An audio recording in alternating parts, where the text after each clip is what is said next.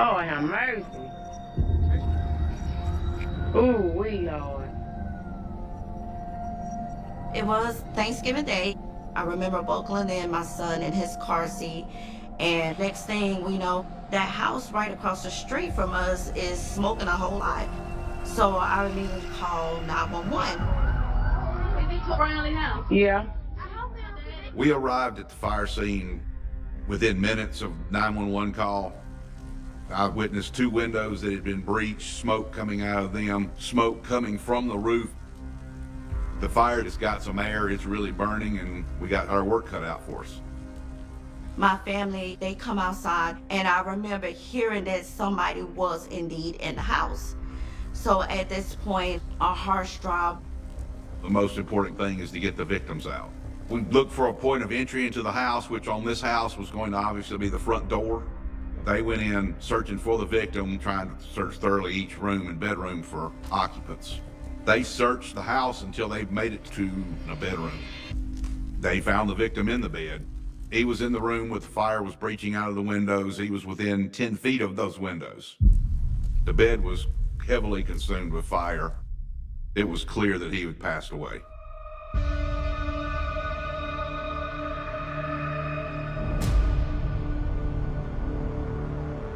Me being from West Point, I just knew William Brownlee to be a respectful person.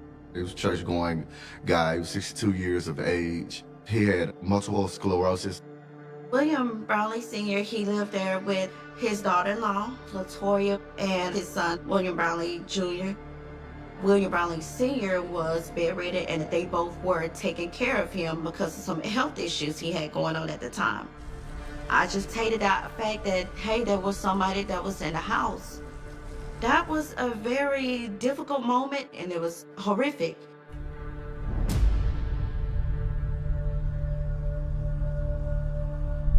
I had never smelled someone burning. It is a indescribable smell, like you just couldn't even imagine. He was bedridden. He didn't even have a chance to get up or try to escape the room. He was just there to suffer.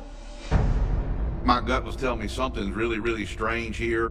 The fire was almost completely in William Sr.'s bedroom. The rest of the house was just heavily smoke damaged.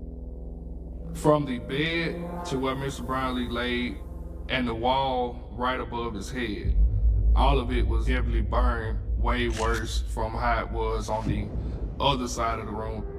And then I saw where the outlet, it was very heavily burned. That seems very suspicious because it was a very new house. It was built 2 years before prior. They're built with modern wiring. And to really cause the damage that it did, electrical fire just alone would not make this fire angry like it did. You definitely want to get down to the bottom of what went wrong for this fire to become fully engulfed in this one particular room. I remember going to the back porch of the home. There where I found a lot of fluid bottle, and I took it into evidence. I believe the fire chief, he was pretty much confident that something went wrong in that room. He believed something was started for that fire to get so hot in certain areas that he wanted to go ahead and call the state fire marshal.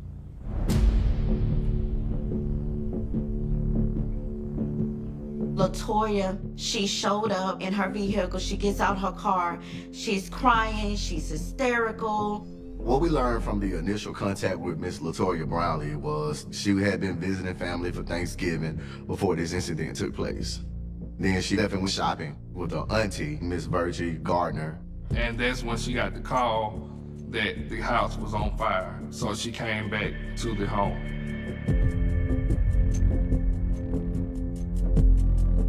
With it being Thanksgiving Day, you would think that everybody would have been together. And that left me wondering in my mind, okay, something else is going on here. It was almost like you just knew, like something just wasn't right.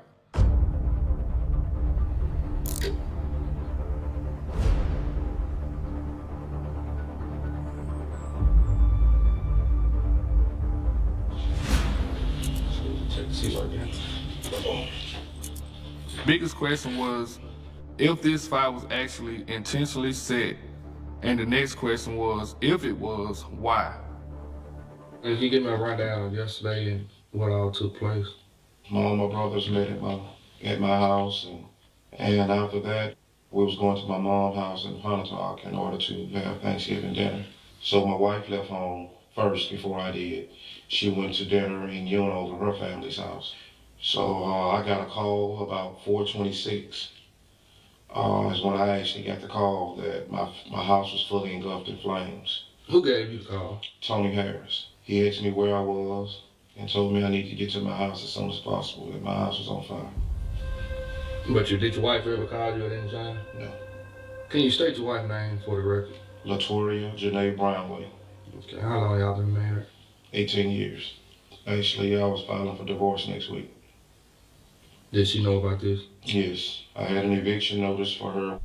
Right. Still in the same room, Right. but I moved on with my life and started, seeing someone else. And she is pregnant. I said, now by the time the child is born, yes, my child will be living under the same roof as me. The fact that now she was being evicted from the house by him, and there would be an eviction hearing to have her removed from the house. Very important piece in this investigation. So, when did all the problems and stuff start occurring? Been occurring for many, many, many years. She tried to actually burn the house down 3 years ago. I stayed in Maker Road. Mm-hmm. I had a trailer there. I found burn marks on the wall on the sheetrock. I learned before living with Mr. Brownlee Sr., Junior Brownlee, his wife, Latoria. They stayed in an old trailer. Junior Brownlee claims she tried to burn an outlet to start a fire. He said she used a plant to put it by an electrical outlet and light it up. But she said that she didn't. I didn't actually call the police, but I would go to my grave believing that she done it. Mm-hmm. Her and your dad get along pretty well? I mean, yes. Yes, she used to, but I mean, since we've been going through our problems, she'll do anything to hurt me. Mm-hmm. So by hurting him, and she knows hurts me. If she got that angry before to try to start a house fire, she could have possibly got angry again to do the same. Your dad was on in that house? Or you? Yes, my dad was on. Your dad was? My dad was on. And 9 times out of 10, if something was to happen to your dad, you was gonna get the house. I was gonna get the house. We are gonna go over here to the house. Fire marshal gonna be able to tell us where the fire started at. You will know that today? Hopefully. Should, hopefully.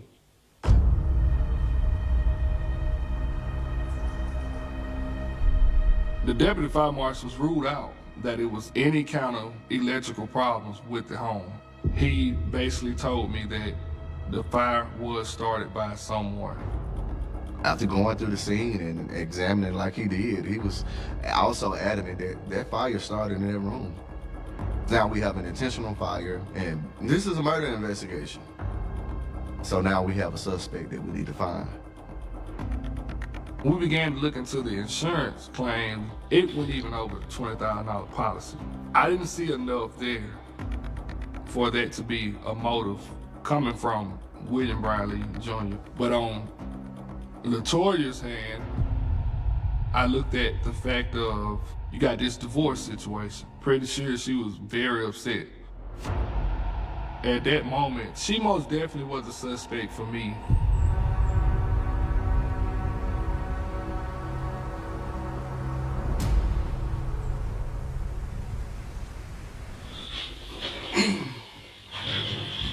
I have Mr. Bergie Gardner. Yes. You may run out how you and your niece came in contact yesterday.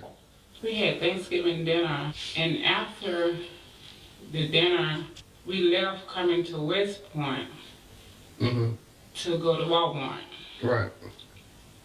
But when we got in West Point, she said, take me by the house to drop off this food. We went to by the house. This should have been like, what, around 4?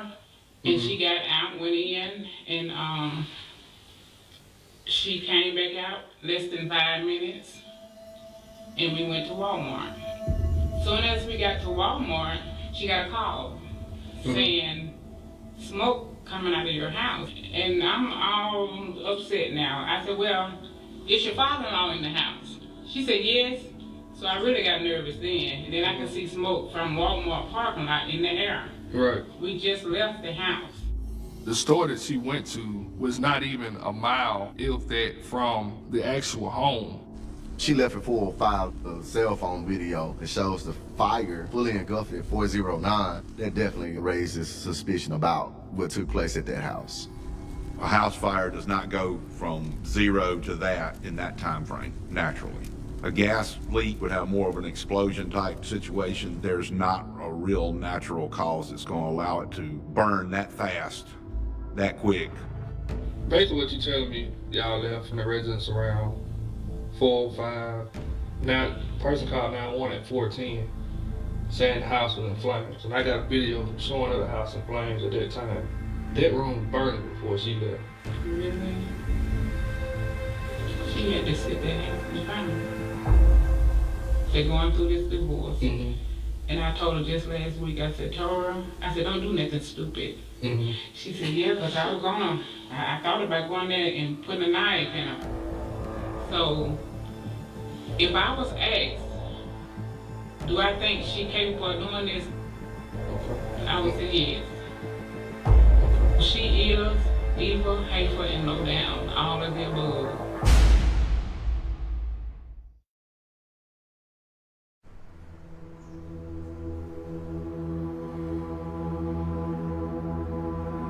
The Brownlee family, they live directly across the street from my family. I've never witnessed something so horrific before. This is a small community, and the love of each other and the respect of each other pull us together. You hate to see a community hurt. You hate to see the families hurt. My heart just heavy because just hated the fact that, hey, there was somebody that was in the house. Oh, I am mercy.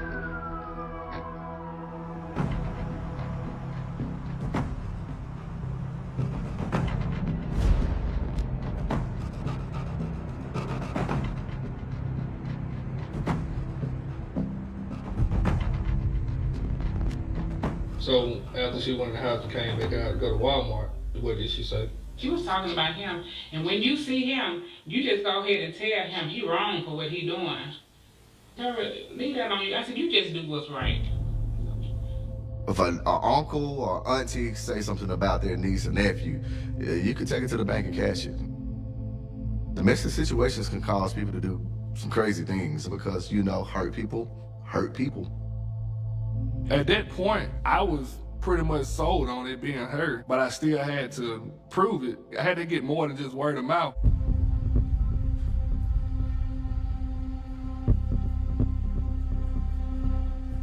So I received a video that was on Facebook Live at the time that the fire started.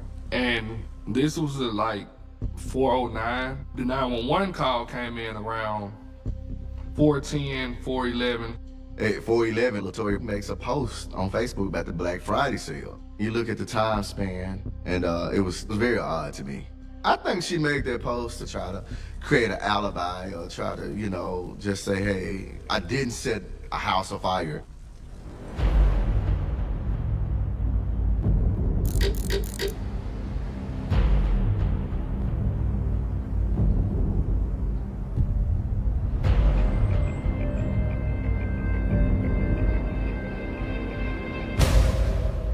Up, Hey, dog. find you. Good. All right, you do understand you're still up on the Miranda, so you're still willing to speak? Yeah. Everything's pointing to her.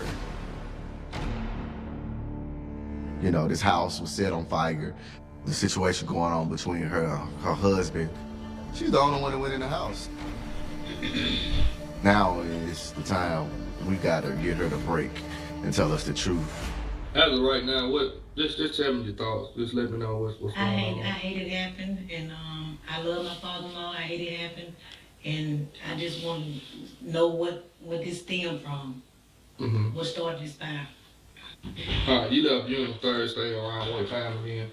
Say around 3:20, 3:30. You left around 3:20, 3:30. What time you make it to town? 3:55.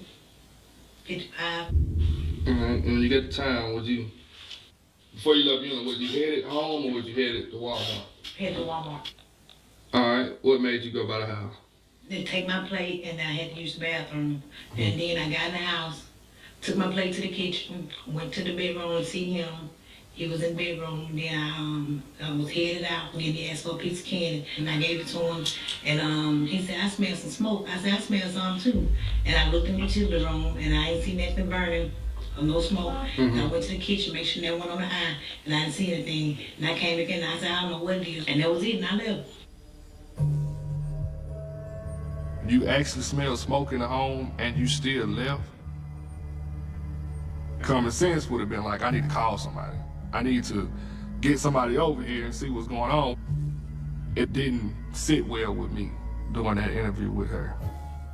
How long was you at Walmart? We was there in no time. We pulled in the parking lot and we was in the park and we pulled back out. Mm-hmm. So what was the reason for that? Somebody called. Did they call on Facebook or on your phone? Facebook. It should still be on Facebook. Think you got time to take a look and see?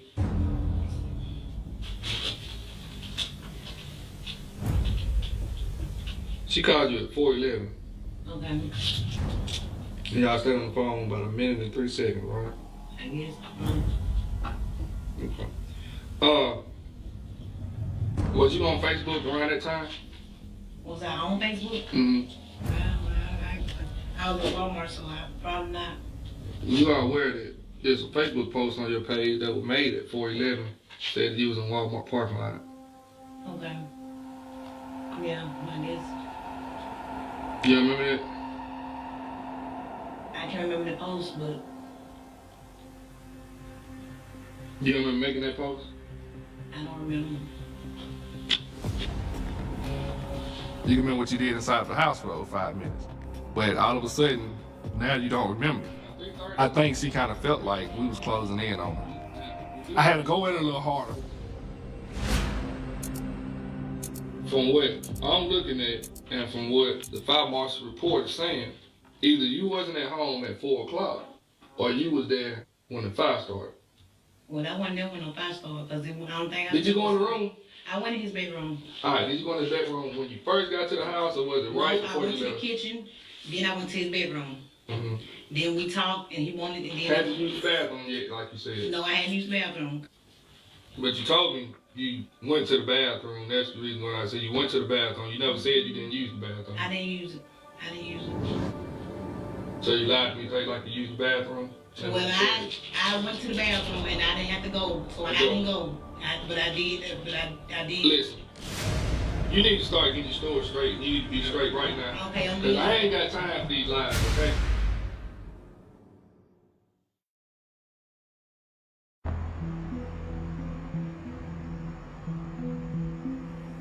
I went to the bathroom and I didn't go. And I left out there and I went back to his room. About how long was you in the house? About 5 minutes. I did not see no fire, no smoke, no nothing. So you're not gonna make me say that. I did not see that, but I smelled it. I smelled it in the utility room, right in that area, the utility room and the bedroom. I smelled it. Okay, we get that. The thing of it is, you still left. I did. Even though you smell smoke, whatever. I thought it wasn't nothing because I ain't seen nothing. I left.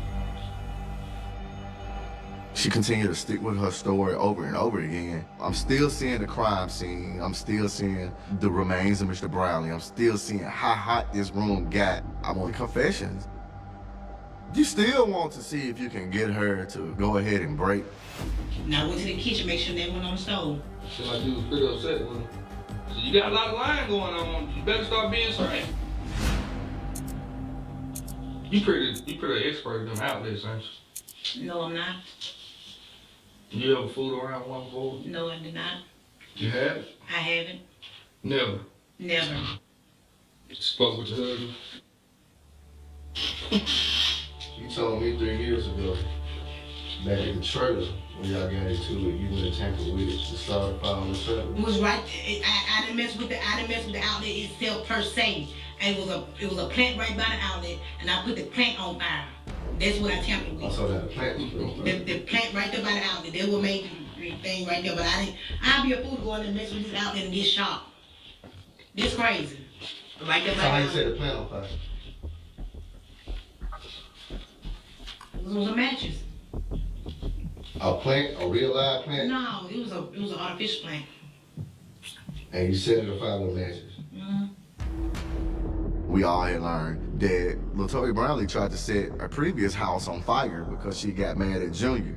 And now, you know, the possibility of her doing this again after getting angry with her husband could be the very thing that started this fire. I did not Messing with stuff, so not messing with the plant. I did not mess Messing with the outlet. I did not mess with no outlet at this new house. I did not do nothing, and you ain't gonna make me say I did something. I did not do nothing. You did if I did with the outlet in the trailer though, is that what you telling me? I started right there by the outlet. The outlet probably caught on fire, but I'm not gonna put no fire to this outlet like this. At that point, I was just like, all right, we're done. She didn't admit, yes, I set the house fire. But she attached herself to the timeline that we had.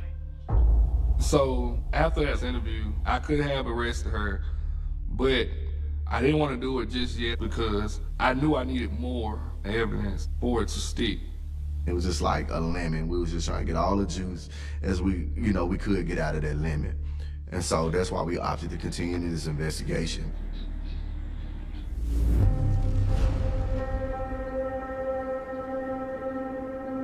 The fire was intentionally set, so you start looking for accelerants that may have been poured there.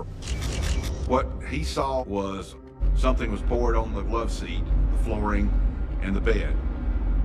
He had a hydrocarbon detector. The hydrocarbon detector is going to pick up a petroleum product of some type. That detected some type of petroleum product was poured. It could have been lighter fluid, it could have been gasoline.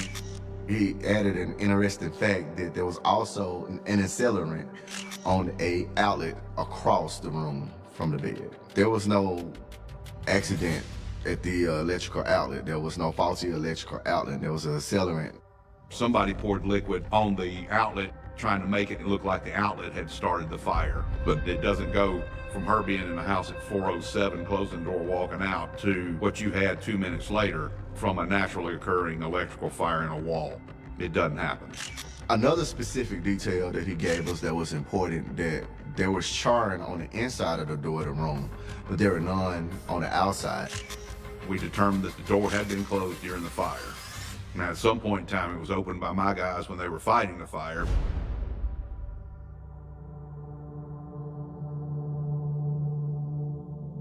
When I looked over the log, we found out there was entry at 4:02 p.m. of that day, and then there was an exit at 4:07 p.m. Latoya had already told us she went in the house alone within that time span. You got a Facebook video at 4:09 of the fire already coming out of the home. There was only a 2-minute window there. No one else could have went in this house but Miss Brownlee to start this fire. Everything's pointing to her.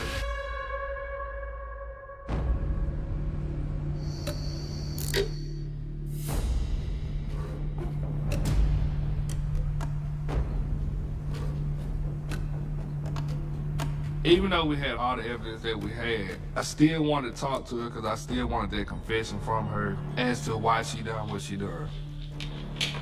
This is a murder investigation. Somebody lost their life. So, as much as we possibly can get from her, if she was willing to talk, is what we were going to continue to get.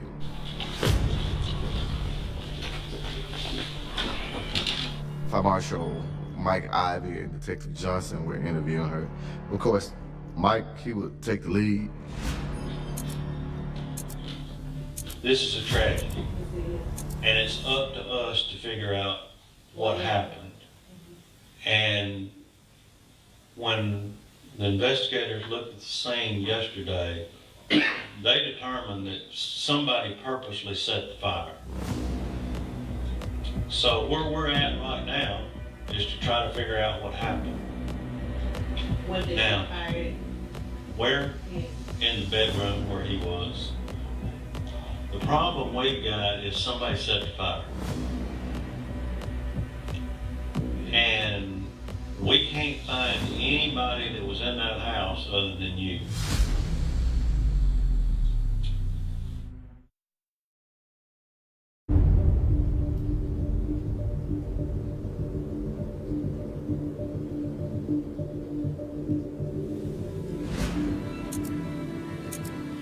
I didn't sit on fire. I wouldn't harm that man. I seen him just like my daddy. And I wouldn't harm him at all. Yeah, I ain't see no smoke or no fire in this room at all. Okay. Did you keep any flammable liquids in the house, like paint thinner, gasoline? He keep lighter fluid and gasoline out there, but this stuff he can keep out there. Had you used any of it lately? No. Well, I don't know exactly what to tell you, but this is not going to go away. I don't want it to go away. I want her to find out what happened because an innocent man lost his life. That fire did not start because of me. After I saw that she wasn't budging, I moved closer because I wanted to establish a rapport with her. And I wanted to see her face. Why not? Just go ahead and lay it all out here. It was worth a shot. Are you aware that AT logged down the time that whenever somebody come in and whenever they leave out? They what? Are you aware that they log down whenever the doors open? Yeah. Are you aware that nobody else entered the house in between 12:30 and 4 o'clock? And I wasn't aware of that. And you're correct, you got home around 4. Mm-hmm. You went in and, matter of fact, 4:02. Got the door closed behind you. I guess they do it within like a minute time frame. The door closed behind you at 4:03. The door opens at 4:06. They got you leaving out at 4:07. Okay. You leave the house at 4:07. Mm-hmm. We got a video recorded at 4:09, 4:10 with the house blazed up. I'm talking about flame. I already busted through the window where the old man was laying. There was 2 windows right there. And your phone call that you got on Facebook, that was at 4:11. You showed it to me yesterday. Mm-hmm. Okay. From 4:07 to 4:11, ain't no way a fire is gonna build up that much pressure in what, 4 minutes to blow one out and then fire already shooting through the roof. I'm getting fed up about it because it seems like y'all harassing me. But you're not answering my question. Can you see a fire starting that fast from 4:07 to 4:11? I don't know about fires, how fast they start or whatever. I don't know, I can't answer that. I don't know how fast fires start or whatever, but I know I did not start no fire. I did not kill no innocent person, a handicapped person. I did not do that. And I will say that to the end. I did not do that. Well, and I'm going to be honest with you. Mm-hmm. We think you did.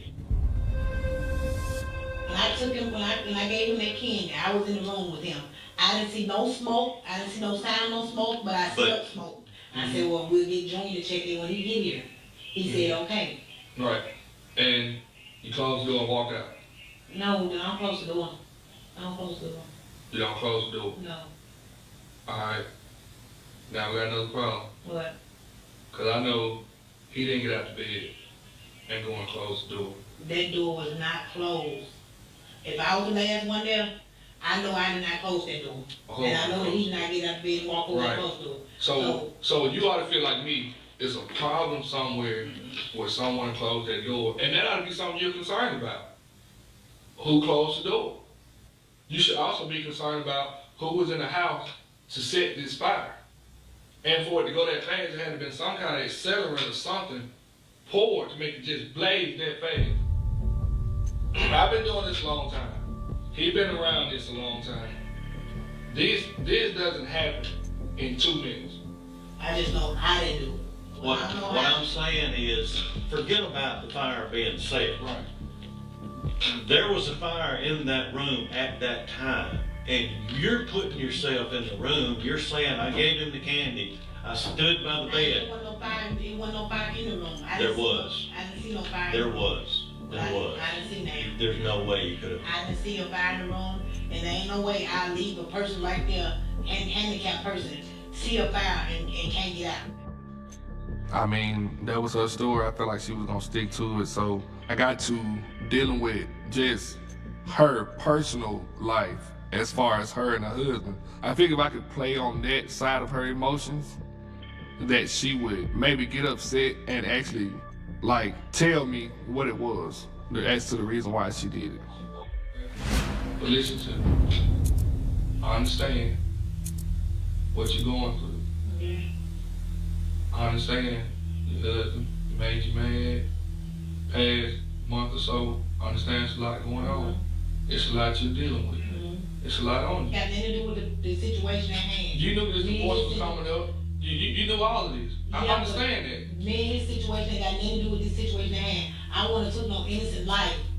Listen. Over my situation. Listen, I understand that you wanted to hurt your Don't put husband. that situation. I understand that. You wanted to I hurt want to him. be that. I understand. I want to hurt him. I hurt him, not hurt his dad. I understand So I that, don't put that like you that. already said you wanted to hurt him before. I understand all of that. But why? Just tell me why. I know. Okay, you want to arrest me? Tell me why you did it at the trailer. He made you so mad that you wanted to burn the trailer down then. Why? Why did you do it? Just tell me why. That's all I want to know.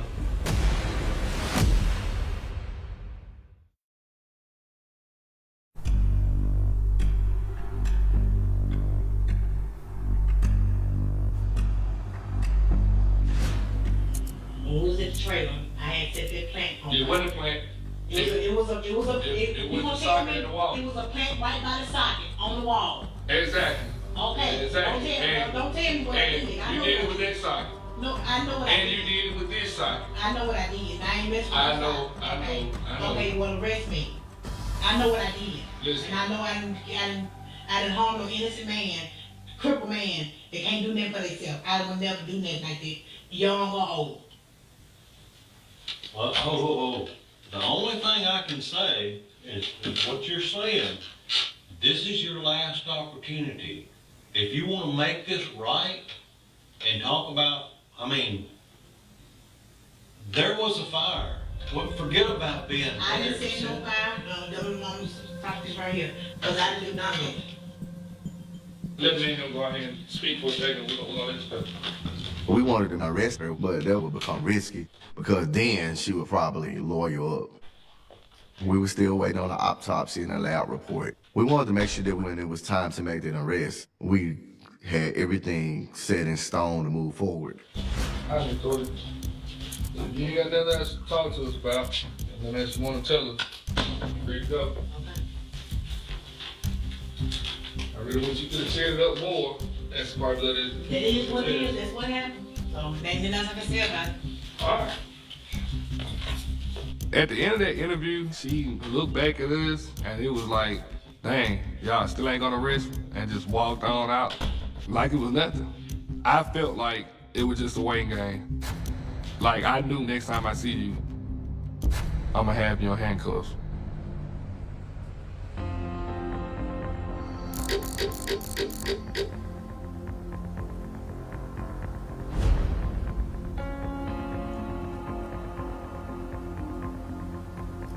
There was lighter fluid that was used on the bed, the love seat, and to the wall outlet in the house.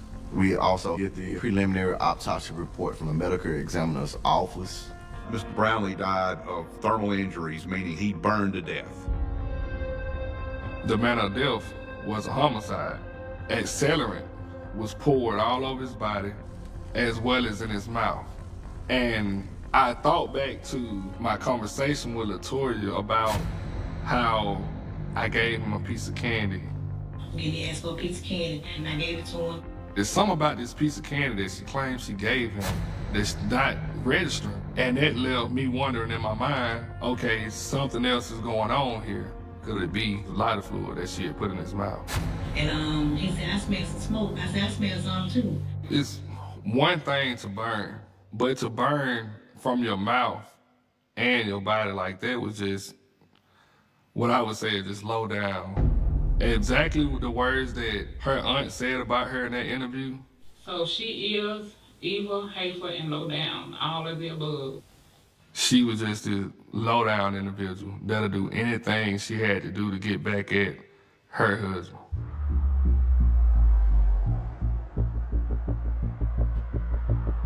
She didn't put up a fight, didn't argue, didn't fuss. She just put the handcuffs on and got in the car. Capital murder is a very serious charge in the state of Mississippi. Capital murder means that, you can be sentenced to death. And she was facing that. She was facing those consequences for her actions.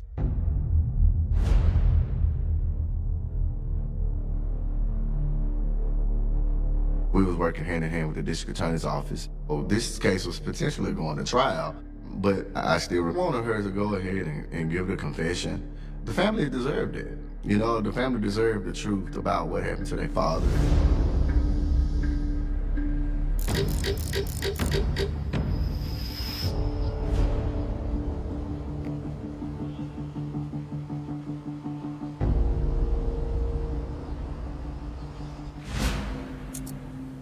So we do got the camera on. Okay.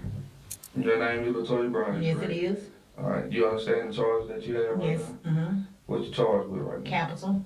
Capital murder. I know I'm not your lawyer, Latoya. If there's anything that might help you, it's better for you to say it now than wait on to go to court. But if you get charged with capital murder, and that's the only statute in the state of Mississippi, where they will kill you.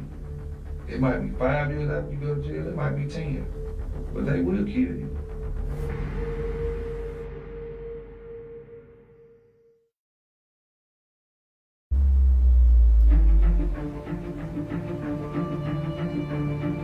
Can I talk? Yeah, you free. What did I have to gain by killing him? That's what I want to know. I don't know, you tell me. That's the reason why my parents got a lawyer. You want to know something about that? About the lawyer? They ain't give me just one. They got me 5 paid lawyers. You feel me? Put that on your recorder. You can go and get 10 different lawyers, okay? But it don't change facts of a case. And I'm telling you, Toya, I'm telling you, it ain't looking good on your end. Now, I would tell you something else regarding that situation, but I'm gonna let it all be a surprise. When I go to court, Oh, yeah. the world gonna know.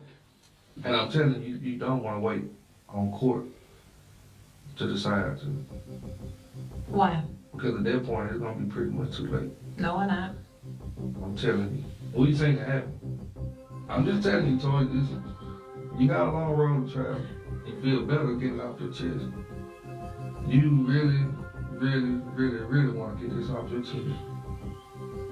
Okay, first of all, first and foremost, when I first entered that house, I didn't smell no smoke. That's the first thing. I didn't smell no smoke until he told me to go and get his towel, which was by the chair, by the window. That's when I noticed some smoke. And then I went and checked the stove. I came back, it wasn't no smoke back there. It was over by his window. So whatever started, it was on the outside of that house. It wasn't nothing in that house burning. You never told us about a fire or smoke outside of the window, but here we are now. Why you just not telling me about this window? I said that before. Well, I thought I did. If I knew who did this, I would say who did it. I'm not gonna go down for somebody, you know what I'm saying? I don't have no idea. I went and checked the kitchen, my bedroom, kids' bedroom, the bathroom, nothing. You think I pour some damn gas on this man? I'd be a crazy damn fool to do some stuff like that. And furthermore, this man ain't never did nothing to me for me to take his life. Toya, I wish you the best outcome.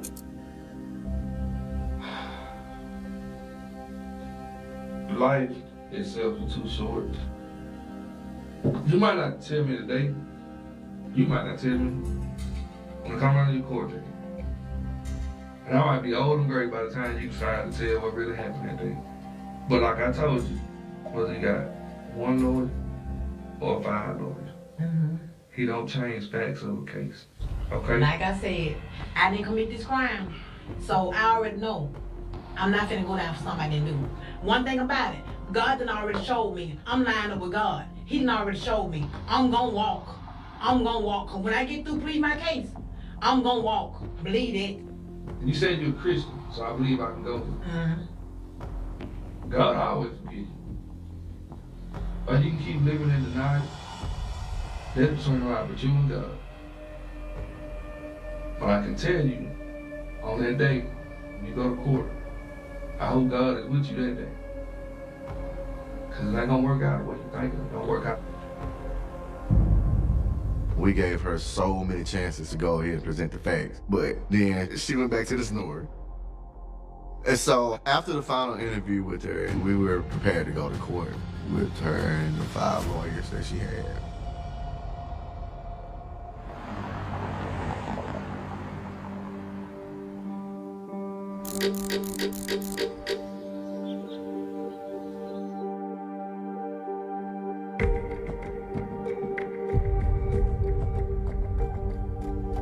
I remember when the judge, he asked her, why are you pleading guilty? And she finally said, because I did it. It wasn't a confession we dreamed of, but we got a confession. And it took going in front of the judge for her to finally admit what she had did. And that was the confession that we were wanting.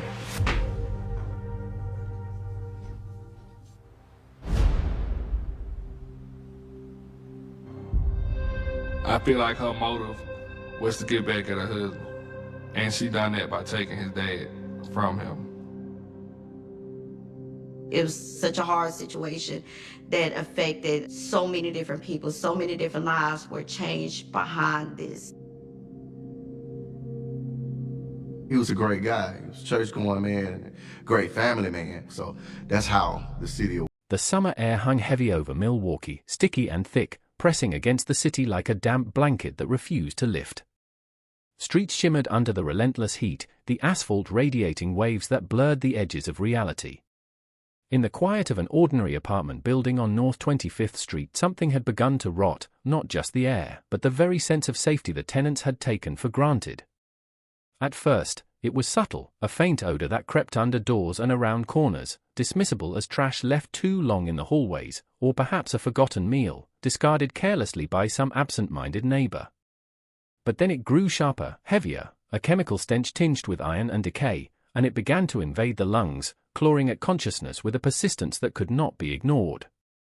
The tenants whispered to one another in the shadows of stairwells, hesitant, wary. The smell had a presence, almost a voice, and it spoke of neglect, of death, and of something far more insidious than they could name.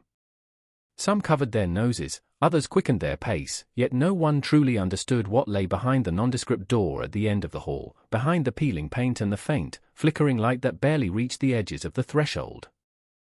Inside that apartment, the air was a miasma of terror and obsession. It clung to the walls, impregnated the carpets, and pulled around the furniture like a living entity.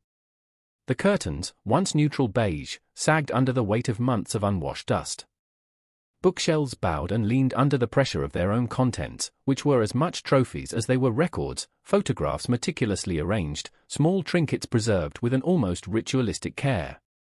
Each object seemed to pulse with a silent testimony to what had occurred here, an echo of horrors that had gone unnoticed because the building itself was a quiet enclave, its tenants polite, distant, unwilling to intrude.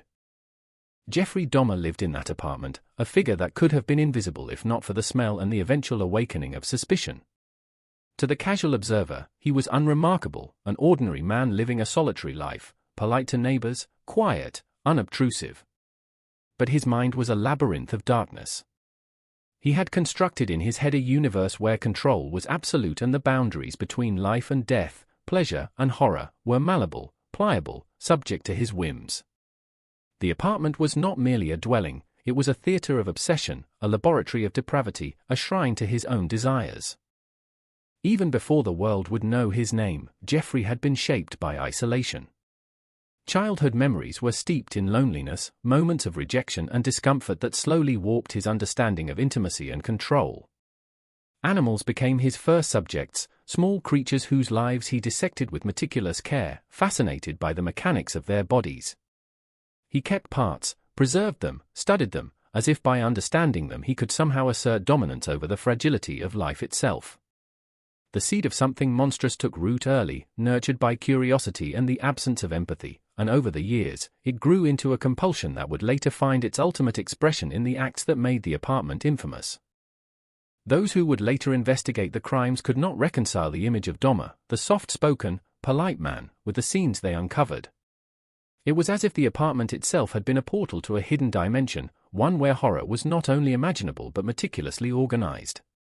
Each corner held evidence of careful planning, of rituals executed with precision. Cabinets contained jars, neatly labeled, filled with substances that hinted at experiments too gruesome to imagine. The refrigerator was no longer a mere appliance but a crypt, harboring secrets that defied comprehension. The walls themselves seemed to hold memories, saturated with actions that had gone unseen and unheard. The terror of that summer began not with screams, but with absence. Neighbors noticed the gradual disappearance of those who entered Dahmer's orbit, young men, often strangers, drifting into his life under the guise of camaraderie, photography, or companionship. Some were lured by promises of alcohol, others by the vague but enticing offer of modeling for photographs. To the world outside, it was mundane, even banal. To Dahmer, it was the enactment of a precise choreography, a dance that he alone controlled. The apartment became the stage, and each arrival was a participant in a ritual he had rehearsed countless times in the privacy of his mind. As the summer heat pressed relentlessly against Milwaukee, the city unknowingly edged closer to revelation. Inside the apartment, Dahmer's methods were clinical, cold, deliberate. Each act was performed with a meticulous attention to detail, a calculated choreography that belied the raw horror of the deeds themselves. There was a rhythm to the violence, a sequence of actions repeated with near devotion, the approach, the invitation, the drugged drink, the incapacitation, the final act that would leave the apartment haunted, though its walls remained silent. Outside, life carried on. The ordinary noises of the city, traffic, distant sirens, children playing in the streets, continued unabated, a stark counterpoint to the quiet rot spreading behind a single unremarkable door. And yet, even as Dahmer exercised his control, the first cracks began to show. The smell that had once been faint and ignorable grew stronger, carried on the currents of air, reaching the nostrils of neighbors who began to ask questions. A man walking his dog paused, wrinkling his nose, sensing something wrong. Another tenant muttered complaints to the landlord, whose initial dismissals only delayed the inevitable. There were hints, whispers, a growing unease that threaded through the building like a tensioned wire ready to snap. The apartment, for all its concealment, could not hide the truth forever. The hook, the moment when horror begins to claw its way into the conscious world, was not dramatic in its onset. There were no alarms, no immediate catastrophes. There was only the smell, the unaccountable disappearances, the sense that something was profoundly wrong, and a man who, outwardly, seemed to embody normalcy. That juxtaposition, between the surface of ordinary life and the dark undercurrents hidden within a single apartment, would come to define the dread that settled over Milwaukee that summer. It was a quiet terror at first, subtle, insidious, but with the weight of inevitability pressing against every door, every hallway, every life that brushed against Dahmer's world. By the time the city would fully awaken to the magnitude of the horror, the apartment would already have become a testament to human depravity. Every object, every surface, every artifact within those walls would testify not only to the acts themselves but to the psychological architecture that made them possible. The very air would carry the weight of what had occurred, a heavy, suffocating presence that no ventilation could disperse. It would be a place where the unimaginable was made tangible, where fear was not abstract but as concrete as the tiles beneath one's feet or the peeling paint on the walls. In that moment, in the slow, simmering heat of a Milwaukee summer, the ordinary and the monstrous collided. The building remained quiet, the street calm, yet behind a single door, the boundaries of morality, sanity, and life itself were being tested, over and over, until the door could no longer contain what it had witnessed. This was the apartment of Jeffrey Dahmer, the Milwaukee monster, a place where control was absolute, and horror was meticulously cultivated, waiting for the world outside to finally notice. Milwaukee in the summer of 1991 carried the scent of industry and humidity, a city caught between its blue-collar roots and the glimmer of suburban expansion. The streets pulsed with movement, cars inching through the heat-soaked asphalt, their engines rattling with the weight of commerce and commuting, children darting across cracked sidewalks, kicking worn balls against chain-link fences, vendors peddling ice-cold sodas and corn dogs from street carts, their calls mingling with the low hum of traffic. The air itself seemed to vibrate with a kind of restless energy, as if the city were alive, breathing in tandem with the people who moved through it. Yet amid the ordinary rhythm, there existed pockets of stillness, neighborhoods where life crawled at a slower pace, where faded brick buildings leaned with age and the wind whispered through narrow alleys, carrying with it a sense of quiet observation. North 25th Street, where Jeffrey Dahmer's apartment stood, was one of those veins of quietude threading through the city. It was a street of contradictions. On one side, aging homes and small, shuttered storefronts that bore the patina of decades. On the other, new developments and modest businesses trying to inject vitality into worn blocks. The summer heat intensified every detail, the sweat-streaked windows, the glint of sunlight off rusted fire escapes, the faint scent of old asphalt mingling with freshly mown lawns. Neighbors, accustomed to the ebb and flow of urban life, carried on with measured indifference, their eyes rarely lingering long enough to probe beyond the surface. Mailboxes leaned at odd angles, painted doors faded to muted hues, and porch steps sagged under the weight of time and neglect. Yet, in this seemingly ordinary street, the extraordinary was quietly incubating, hidden behind a door that outwardly promised nothing but normality. The apartment building itself was unremarkable in appearance, a boxy structure of red brick with narrow windows and a stairwell that groaned with every step. Its tenants were a mix of long-term residents and transient occupants, people who had grown accustomed to keeping their private lives private. The hallway smelled faintly of mildew and aging carpet, the kind of odor that could be ignored or dismissed. There was a rhythm to the building, a cadence of ordinary life, doors opening and closing, children laughing briefly before retreating indoors, the hum of television sets leaking through thin walls, the occasional thump of footsteps above or below. The building's facade, with its chip paint and rust-streaked fire escapes, offered no hint of the horrors inside, and yet it was precisely this ordinariness that allowed darkness to flourish undetected. Milwaukee itself, during that summer, was a city grappling with change. Factories still operated, though many were shadows of their former productivity, and pockets of unemployment loomed large over communities dependent on steady labor. Streets that once thrummed with the certainty of industry now carried uncertainty, a restless energy amplified by the stifling summer heat. Social tension simmered quietly, the city's racial and economic divides were etched into neighborhood boundaries, influencing interactions and perceptions in ways that were subtle but pervasive. For some, the city offered opportunity; for others, it imposed isolation, a sense of being unnoticed, overlooked, or forgotten. It was within this interplay of visibility and invisibility, of crowded streets and solitary lives, that Dahmer operated with chilling efficiency, exploiting the city's blind spots to pursue his obsessions. The apartments on North 25th were typical for the era, modest two-bedroom units with linoleum floors and aging cabinetry, thin walls that betrayed conversations in muffled tones, and windows that rattled under summer winds. Each unit bore the faint scent of its occupant, a combination of cooking, laundry, and human presence, mingling in a way that distinguished one apartment from another.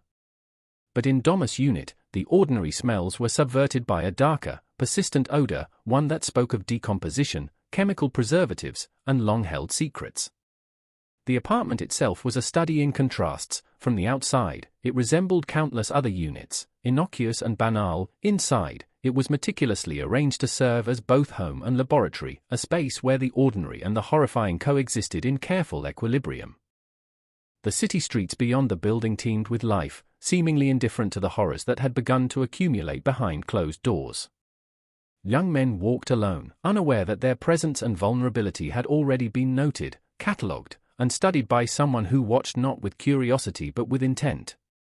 The local bars, pool halls, and small eateries offered meeting points where lives intersected briefly, connections forming and dissolving without consequence, or so it seemed. Yet within these intersections lay the invisible threads that Dahmer would later exploit, weaving strangers into the web of his obsession. The summer sun bore down on the city, intensifying the contrast between the vibrant exterior world and the grim reality hidden behind the brick and mortar of a single apartment. The social fabric of Milwaukee at the time contributed subtly to Dahmer's ability to operate with impunity. Marginalized communities, particularly young men of color and those who were gay, often navigated life with caution, aware that their presence could draw unwanted attention or danger. Yet the city's indifference, combined with Dahmer's seemingly benign demeanor, allowed him to slip through unnoticed. He moved among neighbors without arousing suspicion, smiled politely when greeted, and carried out his actions in quiet, calculated precision. The summer of 1991 was a season of contrasts, the vibrant, chaotic energy of urban life juxtaposed against the oppressive, suffocating heat that mirrored the simmering darkness in one apartment, where morality and humanity had been subverted in ways that would soon become grotesquely visible. Even the natural world seemed to participate in the tension of that summer. The heavy humidity hung like a shroud, making the city feel almost suspended in time. Cicadas droned relentlessly, their sound a background note to the unfolding tragedy, while the occasional gust of wind carried the scent of hot asphalt and distant rivers. Rainstorms, when they came, were sudden and fierce, washing the streets with a brief, cleansing fury before retreating to reveal the same heat and haze. The physical environment, the oppressive sun, the humid air, the uneven sidewalks, interacted subtly with the social environment, creating conditions where the extraordinary could hide within the ordinary.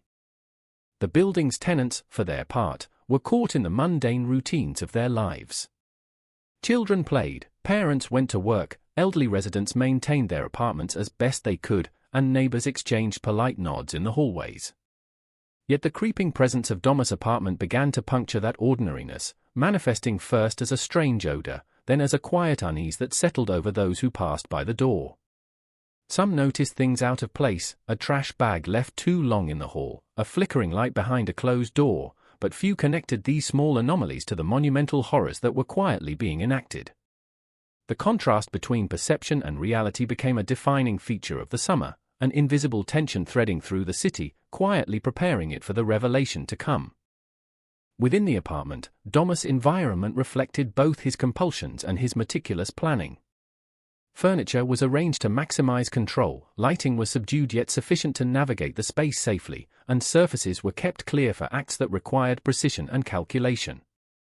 Personal items, photographs, notebooks, small collections, served dual purposes. Outwardly, they were tokens of ordinary life. Inwardly, they were tools of obsession, each piece carefully considered for its role in sustaining the psychological architecture Dahmer had built.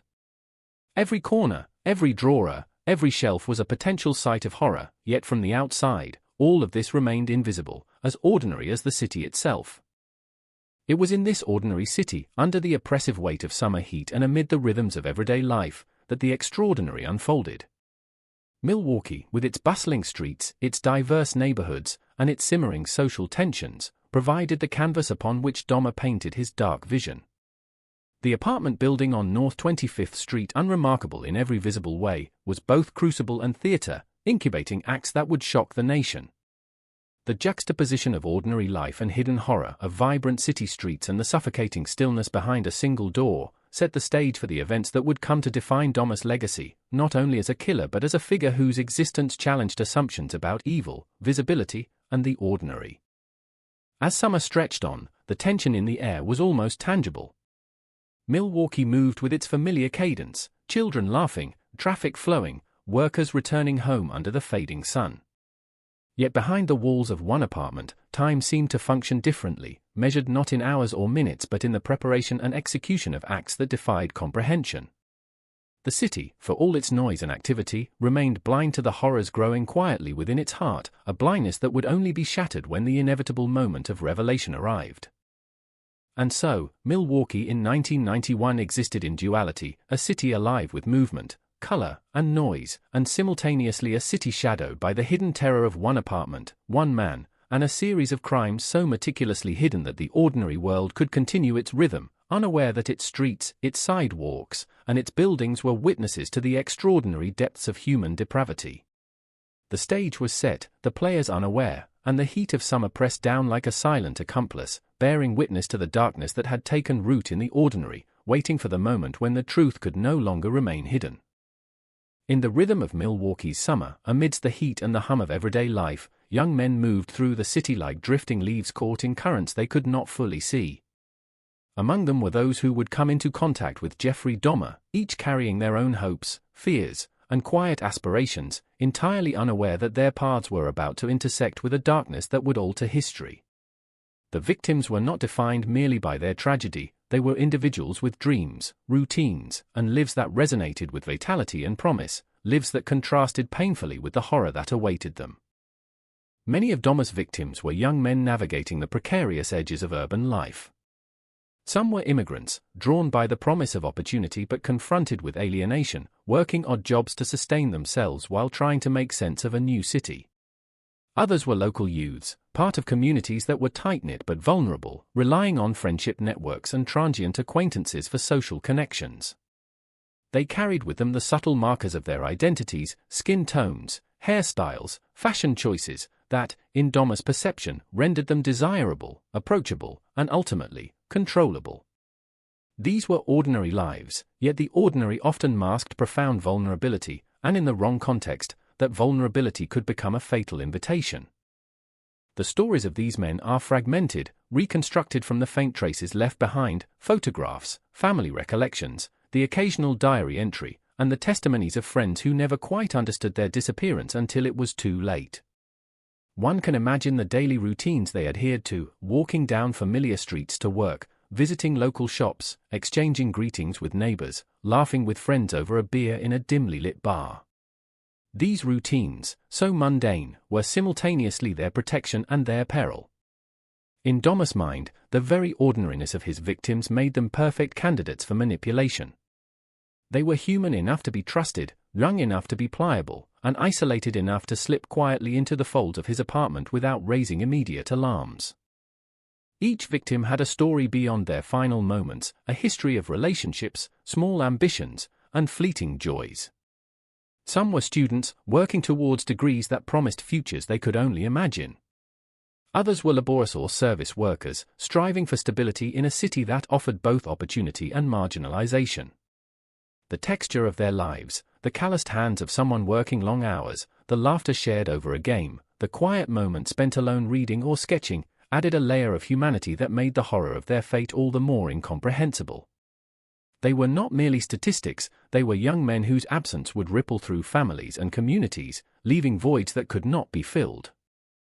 The social contexts of these victims amplified both their vulnerability and their invisibility. Many were part of marginalized groups, young men of color, immigrants, or members of the LGBTQ+ community, whose lives were often overlooked by mainstream society. Their disappearances, while alarming to friends and families, did not always trigger immediate investigations. The world outside their neighborhoods was indifferent or distracted, preoccupied with its own rhythms, unaware that in a quiet apartment on North 25th Street lives were being extinguished one by one. This social invisibility, combined with Dahmer's careful planning and outward normalcy, created the perfect conditions for predation. Within the city's social fabric, these young men sought connection, safety, and recognition. They navigated their environments with a blend of caution and curiosity, encountering people who offered companionship, friendship, or simply a temporary respite from loneliness. It was in these moments of seeking human connection that Dahmer's predatory methods found their entry points. He did not rely on brute force alone, he relied on subtlety, charm, and the calculated projection of empathy. A smile here, a friendly word there, an invitation to a drink or a photo session, these were the tools of manipulation, crafted to exploit both desire and trust. In the minds of his victims, the encounters often seemed benign, even promising, masking the peril that lay beneath the surface. The psychological landscape of the victims was as varied as their personal histories. Some were wary, carrying the instinctual caution of lives lived on the margins, where every interaction could contain risk. Others were more trusting, guided by the hope that people could offer kindness and respite from the isolation that urban life often imposed. They brought to each encounter their own dreams, aspirations of education, the desire for companionship, the yearning for safety, the need to be seen and valued. Dahmer's methods exploited these desires, turning hope into a vulnerability that he could manipulate. The very qualities that made them human, their curiosity, trust, and need for connection, became instruments in the orchestration of their demise. Family members remembered the victims in ways that highlighted the tragic ordinariness of their lives. parents spoke of laughter that filled small apartments, of ambition sketched in notebooks, of birthdays and holidays marked with modest celebrations. Siblings recalled shared secrets, minor rivalries, and quiet moments of affection.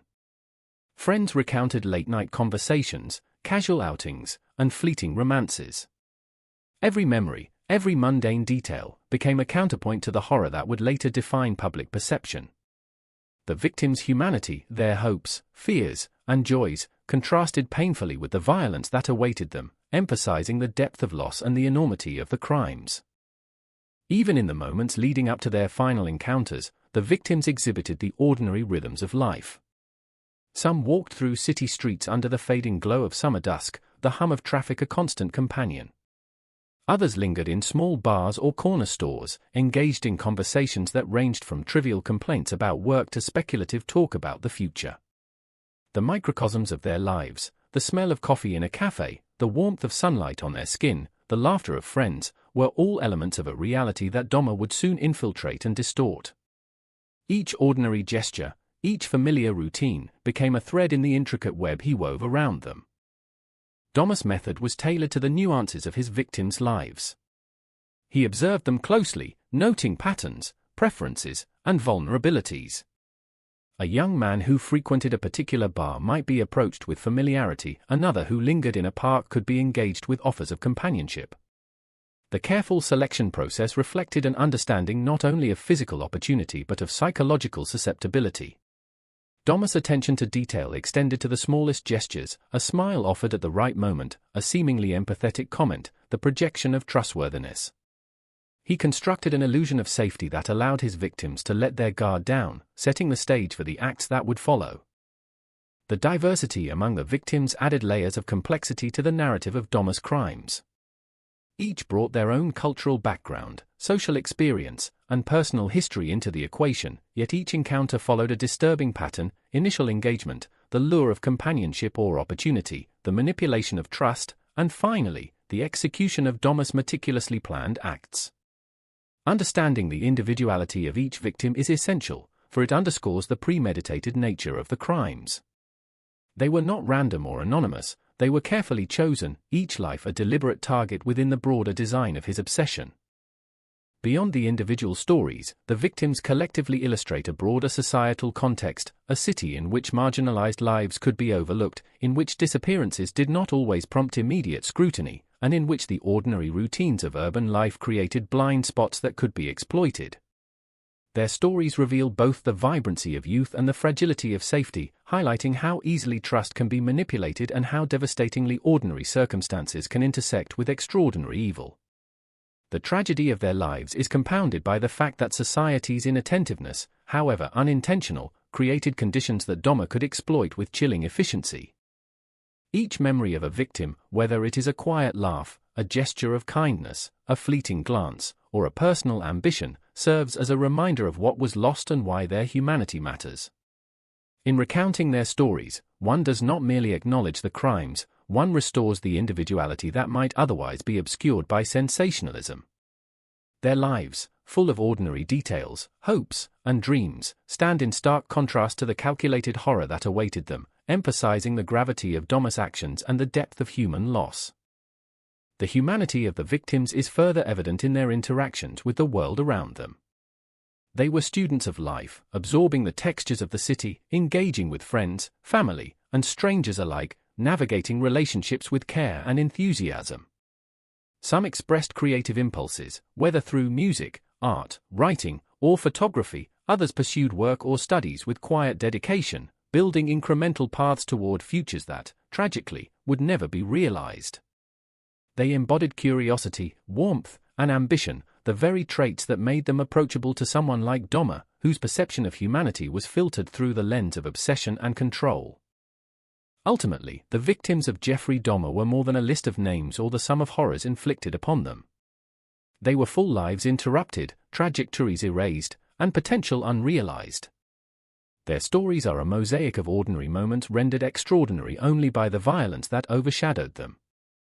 In recognizing their individuality, in tracing the textures of their daily lives, one confronts not only the magnitude of Dahmer's depravity but also the profound tragedy of lives cut short.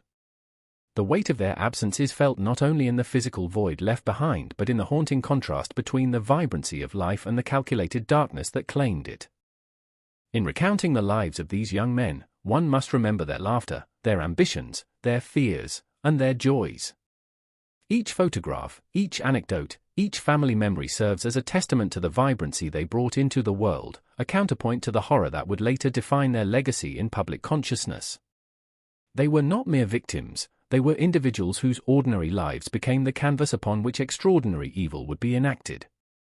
The tension between their humanity and the violence inflicted upon them forms the core of understanding Dahmer's crimes, not only as acts of murder but as assaults on life itself, meticulously planned and chillingly executed.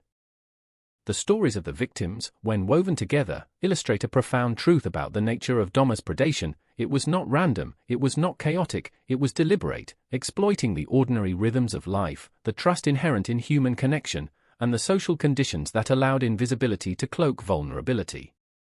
Each life mattered, each story had depth, and each absence reverberated through families, neighborhoods, and ultimately, the consciousness of a city that could no longer ignore what had been happening behind a quiet, unremarkable door. The evening began like any other in Milwaukee, the street still bathed in the amber glow of a setting sun, shadows stretching long and languid across cracked sidewalks. A young man, fresh from a day of labor or study, walked with the easy gait of routine, unaware that his ordinary trajectory was about to intersect with an unimaginable horror. He passed familiar storefronts, greeting neighbors with a nod or a brief smile, his mind occupied with trivialities, a friend's joke, the promise of a cold drink, plans to meet someone for the night. The city carried on, oblivious to the impending violence that would shatter not only his life but the fragile sense of safety in a community that trusted in the ordinary. Jeffrey Dahmer, behind the closed door of his apartment, observed from the shadows, a figure both unassuming and predatory. His movements were deliberate, calculated, each gesture designed to convey normalcy while masking the darkness that pulsed beneath the surface. He had chosen this young man carefully, noting habits, vulnerabilities, and the subtle signals that suggested compliance, curiosity, or trust. The lure was simple yet insidious, an invitation to drink, to be photographed, perhaps to engage in conversation away from the indifferent city streets. The offer carried the veneer of friendliness, of companionship, but beneath it lay the machinery of a meticulously rehearsed ritual, honed over years of obsessive planning. The first moments of interaction were deceptively mundane. Words were exchanged with a casual ease, a false sense of camaraderie establishing trust without overt coercion. The young man, accustomed to urban social dynamics, responded naturally, unaware that the trust he extended was being manipulated with precision. Dahmer's demeanor, polite and engaging, masked the calculations unfolding behind his calm eyes. There was no immediate threat, no visible sign of danger, only a gentle coaxing into proximity, a gradual narrowing of escape routes. Each step, each gesture, each word was designed to dissolve hesitation, to normalize the abnormal, until the victim's defenses were lowered to a critical point. Once inside the apartment, the environment itself reinforced a false sense of safety. Neutral walls, ordinary furnishings, and the faint aroma of food created the illusion of domesticity. Dahmer guided his guest with casual gestures, offering a drink, asking questions about life, work, or family. The air, though heavy with the stifling heat of summer, seemed ordinary, almost welcoming. Yet beneath this veneer, the apartment was structured to facilitate control, pathways were clear, potential exits subtly monitored, and objects placed to serve both as instruments of coercion and as tools of experimentation. The victim moved within the space with a sense of normalcy, completely unaware that the ordinary layout of the apartment had been optimized for his incapacitation. The act itself was a choreography of horror executed with unnerving precision. A drink, laced with chemicals to induce unconsciousness, was offered casually, the recipient unaware of the danger contained within the liquid. Eyes that trusted too readily met eyes that studied, calculated, and predicted. There was no struggle at this stage, no immediate fear, only a gradual surrender of control as the body succumbed to substances designed to dull resistance. In those moments, the young man's vulnerability was absolute, and Dahmer's control total, a stark inversion of power that would become the defining motif of the incident. When consciousness faded, the apartment transformed from a familiar domestic space into a theater of horror. The young man, once capable of movement and choice, became entirely subject to Dahmer's will. Each motion, each manipulation, each measured act reflected a mind attuned to both mechanics and psychology. Control was exercised not only over the body but over perception itself. The victim, in the state of incapacitation, could not anticipate or comprehend the trajectory of what was unfolding. The ordinary objects of the apartment, tables, chairs, utensils, became instruments in a macabre ritual, their function redefined by the acts committed upon them. The culmination of the incident was swift yet calculated. Physical restraint, the application of lethal force, and the transition from life to death were carried out with clinical detachment. Dahmer's methods, honed over repeated encounters, reflected a disturbing combination of familiarity and experimentation. There was precision in the handling of the body, an almost ritualistic repetition of steps designed to ensure compliance, minimize resistance, and maximize control. Death, in this context, was not chaotic but deliberate, the endpoint of a sequence orchestrated to satisfy compulsion and curiosity alike. Yet the horror did not end with death. The post-mortem acts, which would later horrify investigators and the public alike, began almost immediately. Bodies were manipulated, parts removed, and actions taken that reflected both obsession and a perverse desire for permanence. Each gesture, each choice of what to preserve or consume, reflected a psychological calculus that merged control, possession, and a warped sense of intimacy. Objects within the apartment, from jars to photographic equipment, facilitated these acts, converting ordinary items into instruments of aberrant practice. The apartment became a laboratory, and the young man's body an object of study and possession, reducing the extraordinary life he had lived to components that could be catalogued, manipulated, and stored. Throughout the incident, Dahmer's focus was absolute, his attention unbroken.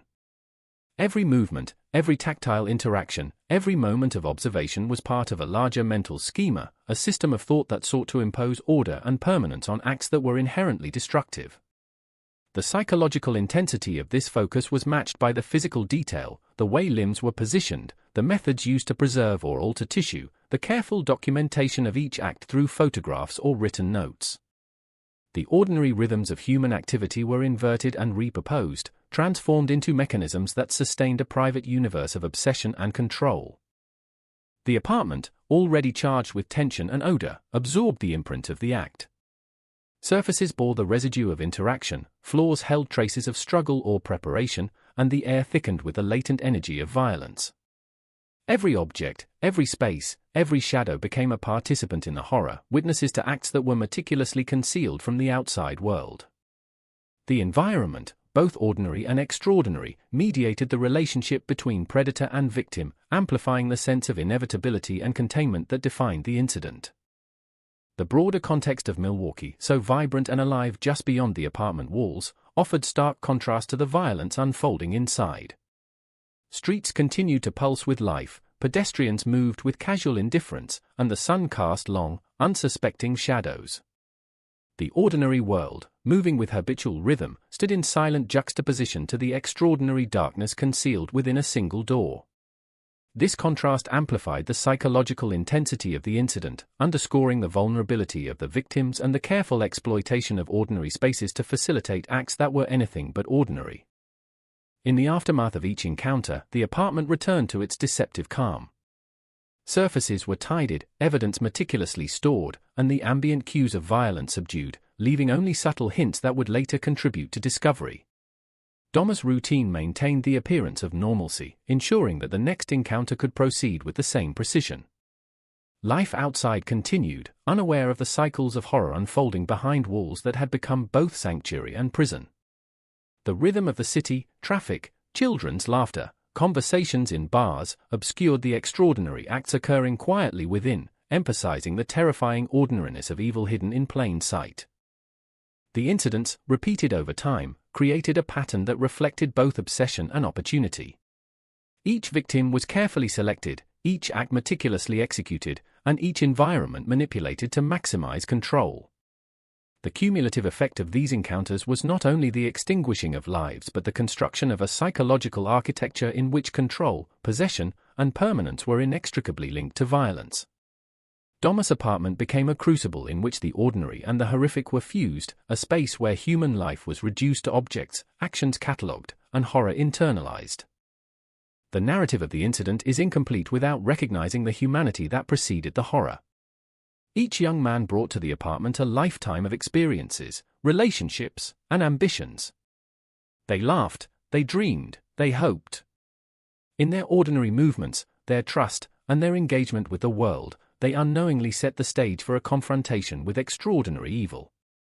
The horror of the incident is amplified precisely because it violated the ordinary, transforming the familiar into a site of terror and the quotidian into a theater of death. And yet, despite the meticulously executed acts of violence, there remained moments of unpredictability. Not every encounter proceeded exactly as planned, not every victim was entirely passive. Small gestures, attempts at resistance, or unexpected responses introduced variables into the carefully controlled environment. These moments, brief and ultimately insufficient, reflect the tension between human agency and calculated predation, emphasizing the fragility of safety in spaces that are ostensibly ordinary but secretly dominated by meticulous horror. The incident, in its full scope, cannot be reduced to the mechanics of violence alone. It encompasses the intersection of ordinary life, calculated predation, and psychological manipulation. It reveals the exploitation of trust, the subversion of ordinary routines, and the imposition of a private logic upon public space. It is in this intersection that the horror becomes comprehensible, not merely as acts of murder, but as orchestrated violations of both body and environment, as carefully curated disruptions of the ordinary order, executed with precision, obsession, and an unyielding will. The discovery began not with fanfare but with a quiet persistence, the sort of observation that emerges when the ordinary world starts noticing a subtle, almost imperceptible anomaly. It was the stench, first faint, then insistent, that drew attention. At first, neighbors whispered among themselves in the stairwells, speculating on spoiled garbage or a forgotten meal. Yet the smell did not fade, it lingered, clung to the walls, pressed into hallways, and became an unignorable presence that seeped through cracks in the building, into the noses and consciousness of those who had been previously indifferent. It was a physical pressure, as though the very air carried the residue of something unnatural, and the ordinary rhythms of the building were beginning to unravel under its weight. People started talking. A tenant paused on the stairwell, wrinkling their nose, muttering about how it had been weeks since anything had been taken out of the apartment. Another mentioned the faint, metallic tang to the odor, something that carried not just decay but a sharpness that was almost chemical. The landlord, initially dismissive, grew concerned as complaints multiplied, voices overlapping in anxious cadences, pressing him to investigate. Doors were knocked upon politely, inquiries made casually, but when there was no response, the ordinary assumptions of a neighbor's privacy collided with the growing unease. The apartment, until then invisible in its ordinariness, had begun to assert itself in the collective consciousness of those around it. When law enforcement finally became involved, the first impressions were deceptively benign. Officers arrived at the building expecting perhaps an unkempt tenant, a simple case of neglect, or an odor that would dissipate with a cleaning. Yet as they approached the apartment, the ordinary cadence of their professional routine began to shift. The door itself seemed to radiate a tension that was not immediately visible but was perceptible in the pause of the officer's steps, in the subtle tightening of shoulders, the fleeting glance exchanged between them. The first look inside revealed an apartment that was meticulously maintained in some respects, yet every detail carried the weight of unease. Furniture was orderly, shelves aligned, photographs carefully arranged, yet the smell was overpowering, a prelude to the visual horror that was about to be uncovered. The first signs were almost ritualistic in their grotesqueness. A drawer opened to reveal photographs, not of everyday life, but of people in states that were both intimate and horrifyingly still. The images, captured in cold detail, were not simply evidence but a statement of control, a cataloguing of lives reduced to objects, frozen in time and subject to the gaze of the man who had orchestrated their undoing. Each photograph was a silent witness, documenting not only death but the deliberate imposition of a private order upon human life. The officers felt the weight of these images, a creeping awareness that the apartment was not merely the scene of isolated acts but the epicenter of a sustained pattern of horror. The refrigerator, innocuous in any ordinary kitchen, became an altar to unimaginable acts. Its contents revealed the depths of Domus' obsession and the perversity of his methods. Within, officers found the severed heads of victims, preserved with a macabre attention to detail. The shock of this discovery was compounded by the meticulous organization. Nothing was carelessly discarded, every piece carefully stored, every act deliberate. The ordinary appliance had been transformed into a repository of terror, a device through which life and death were manipulated according to the will of a single individual. The officers moved slowly, methodically, each step punctuated by the recognition that the apartment was more than a crime scene, it was a physical manifestation of psychological obsession. Beyond the refrigerator, the apartment yielded further evidence of the calculated nature of the crimes. Drawers, cabinets, and corners held remnants of human life, bones, preserved tissues, and containers filled with substances designed to maintain the integrity of the remains. Each discovery layered horror upon horror, revealing not chaotic violence but meticulously planned actions carried out over time. The apartment, once an unremarkable space, became a map of obsession, a laboratory in which the ordinary mechanics of domesticity were inverted to serve dark, private purposes. Even in the lighting, in the arrangement of furniture, and in the careful alignment of objects, the traces of methodical intent were palpable. The psychological weight of the scene was immediate. Investigators noted not only the objects themselves but the atmosphere they created. The air, saturated with chemical tangs and decay, seemed to press upon the lungs, thick and oppressive. The walls, once neutral and unremarkable, now bore witness to acts that defied comprehension. The floor, though clean, carried the echo of countless steps, gestures, and manipulations, each one part of a larger sequence that had gone unnoticed for years. The apartment was not simply a container of evidence, it was an extension of Domus' mind, a physical manifestation of compulsion, obsession, and control. The discovery process revealed both the magnitude of the crimes and the meticulous care with which Doma had concealed them. There was a logic to the horror, a sequence of acts and placements that suggested a mind fixated not only on domination but on preservation. Bones were arranged, photographs catalogued, and preserved tissue stored as if to maintain a dialogue with the past, to assert permanence over lives that had been extinguished. Each object, each placement, was a reflection of psychological calculation, a convergence of death and control that transformed the apartment into a site of both forensic and existential significance. The impact on the investigators was profound. Experienced officers, accustomed to confronting the aftermath of violence, found themselves grappling with a scene that challenged conventional understanding. The systematic nature of the crimes, the level of detail, and the psychological dimension of the apartment created an environment in which procedural methodology intersected with horror. Every step required not only physical caution but mental recalibration, a willingness to acknowledge the limits of human comprehension in the face of sustained depravity. The apartment, through its meticulous design and preserved acts, demanded both attention and restraint, a careful navigation of terror that was as psychological as it was procedural. As the examination continued, patterns emerged that revealed the depth of Domus' obsession with control and permanence. Photographs were sorted by individual, each labeled with notes that documented circumstances and sequences. Containers of preserved remains were catalogued, revealing a systematic approach to both storage and experimentation. The layout of the apartment facilitated surveillance and control, pathways and spaces designed to maximize efficiency in both luring and containing victims. The ordinary domesticity of the environment, tables, chairs, appliances, was transformed into tools of predation, creating a duality in which comfort and horror coexisted in calculated tension. The reactions of those present reflected the profound dissonance between expectation and reality.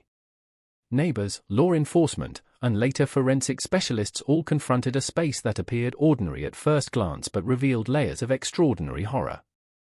The juxtaposition between the mundane and the horrific created a cognitive tension, a struggle to reconcile the familiar with the grotesque. Each new discovery, another bone, another photograph, another container, intensified this tension, underscoring the methodical nature of Domus' actions and the psychological weight of the environment he had constructed. The discovery of the apartment marked not only the uncovering of physical evidence but the beginning of public consciousness of the crimes. News of the scene spread with a mixture of disbelief and morbid fascination, as the meticulous nature of the acts challenged conventional notions of criminal behavior. the city of Milwaukee, which had unknowingly coexisted alongside these horrors, was forced to confront the reality that the ordinary can conceal extraordinary evil, that appearances are often deceptive, and that the boundaries between trust, vulnerability, and violence can be manipulated with devastating precision. Even after the initial examination, the apartment retained its oppressive presence. Investigators returned repeatedly, piecing together the sequences, mapping the objects, and reconstructing the acts with painstaking care. Each return revealed nuances that had been overlooked, details that highlighted both Dahmer's psychological calculus and the fragility of the human life he had destroyed. The apartment was not merely a site of death, it was a chronicle of obsession, an environment in which every object, space, and action bore witness to the orchestration of horror. The first discovery of the crime scene established a grim precedent.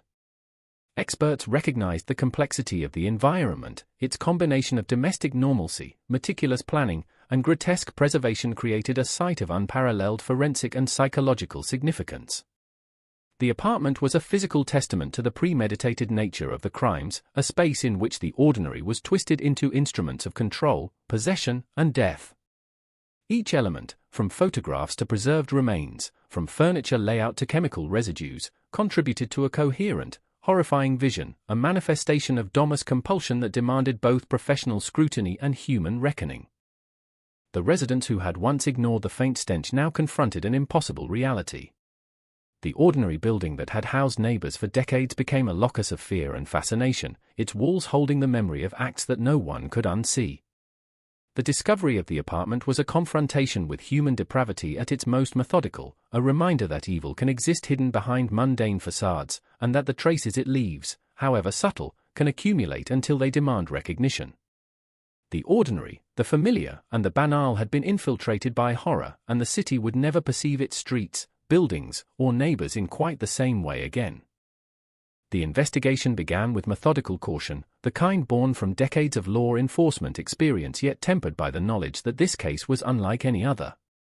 Officers approached the apartment with protective gear, masks, and gloves, fully aware that what lay beyond the door was no ordinary crime scene. The initial reconnaissance revealed an environment meticulously arranged to conceal, preserve, and distort the reality of the acts committed within. Every object, every surface, every shadow seemed to have been curated, a silent testament to premeditation and control. Even for seasoned detectives, the scene challenged the boundaries of comprehension, forcing them to confront both procedural and psychological dimensions simultaneously. The first step was containment, securing the apartment, documenting every detail, and preventing the disturbance of evidence. Investigators moved through the narrow corridors with measured steps, noting the layout, photographing each room, and recording the position of objects with painstaking precision. The photographs of victims, carefully arranged and catalogued, provided the first tangible insight into the mind behind the crimes. Each image was a frozen moment, a controlled presentation of horror, and the officers could feel the weight of its implications pressing down as they navigated the space. There was no chaos here, only meticulous design, and the realization settled like a stone. The perpetrator had operated not impulsively but systematically, and the evidence reflected that unnerving discipline. Questions multiplied immediately. How many victims? How long had this been going on? Why had no one noticed sooner? Investigators began the painstaking process of cross-referencing known missing persons reports, analyzing photographs for dates and locations, and conducting preliminary interviews with neighbors, friends, and acquaintances. Each lead, however, seemed to open another labyrinth of uncertainty.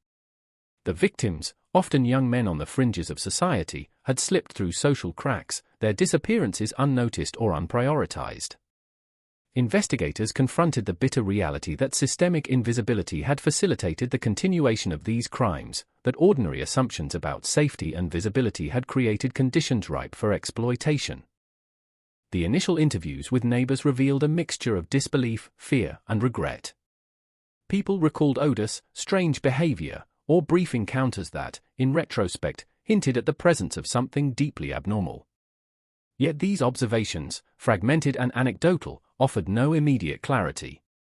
Each recollection added texture but also complexity, and detectives began to realize that the investigation required not only forensic precision but psychological insight. The challenge was not simply to document the acts but to understand the predator, his methods, motivations, and the structures that allowed him to operate undetected. As evidence accumulated, patterns began to emerge. The victims shared commonalities that extended beyond age, race, or social background. They were often solitary, transient, or marginalized, and they displayed varying degrees of trust toward outsiders. These characteristics, innocuous in most contexts, had been exploited with chilling effectiveness. Investigators traced the lures used by the perpetrator, photographs, alcohol, promises of companionship, and identified the psychological mechanisms underpinning each encounter. This was a predator who did not rely solely on physical dominance but on manipulation, observation, and the subtle erosion of autonomy, a fact that complicated the profiling process yet offered critical insight into future preventive strategies. Forensic analysis deepened the complexity of the case. Each bone fragment, preserved tissue, and chemical residue was catalogued, studied, and compared. Specialists in pathology, anthropology, and chemistry collaborated to reconstruct sequences of death, post-mortem handling, and preservation methods. The apartment itself was dissected virtually and physically, with diagrams mapping object placement, pathways, and environmental conditions. Every drawer, every shelf, every appliance contributed to a growing understanding of the systematic nature of the crimes. The horror was compounded by the realization that the perpetrator had achieved an extraordinary degree of control over both the environment and the victims, transforming an ordinary domestic space into a calculated theater of death. Despite the clarity of the evidence, the investigation encountered numerous dead ends. Initial interviews with acquaintances and former friends produced inconsistent statements, sometimes obscured by fear, shame, or simple lack of knowledge. Surveillance records were sparse, and the transient nature of many victims complicated identification and timelines. Each potential lead seemed to open a corridor that narrowed to a cul-de-sac, forcing investigators to navigate an intricate maze of uncertainty. Frustration mounted as the scale of the perpetrator's meticulous concealment became apparent. Each moment of clarity was often followed by new ambiguities, underscoring the predator's ability to operate with impunity for years. The investigation also involved careful profiling, an effort to understand not only the logistics of the crimes but the psychological architecture behind them. Experts examined Dahmer's behavioral patterns, the selection of victims, the methodical approach to incapacitation, the preservation and documentation of remains. This analysis revealed a mind obsessed with control, permanence, and possession, a psyche that viewed human life through the lens of manipulation and study rather than empathy. Profilers noted the duality in Dahmer's existence, outwardly polite, inconspicuous, and socially unobtrusive, yet inwardly consumed by compulsions that escalated over time. Understanding this duality was essential, not only for the prosecution but for anticipating future behavior, locating additional evidence, and preventing further tragedy. The interplay between evidence collection and suspect identification became increasingly pronounced. As forensic specialists examined the apartment and cross-referenced missing persons reports, a narrative began to coalesce. Investigators reconstructed sequences of luring, incapacitation, and post-mortem handling, identifying recurring patterns that tied multiple disappearances to a single perpetrator. Each piece of evidence strengthened the case, yet the sheer magnitude of the crime scene presented logistical and emotional challenges. Officers confronted the grotesque nature of the findings while striving to maintain professional detachment, balancing the demands of documentation with the ethical responsibility to respect the victim's humanity. Media involvement added another layer of complexity. As word of the investigation spread, journalists sought access, interviews, and preliminary details. While the public's fascination with the grotesque created pressure for immediate disclosure, law enforcement prioritized thorough documentation, evidence preservation, and strategic planning. Officers had to navigate public curiosity, ethical considerations, and operational security simultaneously. The narrative emerging in the media was often sensationalized, yet investigators remained focused on the granular details, the location of each item, the sequence of events, and the systematic nature of the perpetrator's actions. The tension between public perception and professional procedure became a constant undercurrent, adding urgency without compromising methodical rigor. Amid these efforts, the community reacted with shock, fear, and an acute awareness of vulnerability. Neighborhoods that had once considered themselves insulated from extreme violence now faced the reality that horror could reside in plain sight. Families expressed relief that authorities were taking action, yet were haunted by the knowledge that systemic invisibility had allowed the crimes to continue. The psychological ripple extended beyond the immediate victims, affecting neighbors, friends, and the wider city, creating a collective reckoning with both human depravity and societal blind spots. The investigation also faced procedural challenges, coordinating multiple departments, managing evidence, and maintaining chain of custody protocols. Each bone fragment, photograph, or container of preserved tissue required meticulous labeling, storage, and documentation. Investigators worked long hours, confronting the physical and psychological weight of the evidence while ensuring that nothing was overlooked.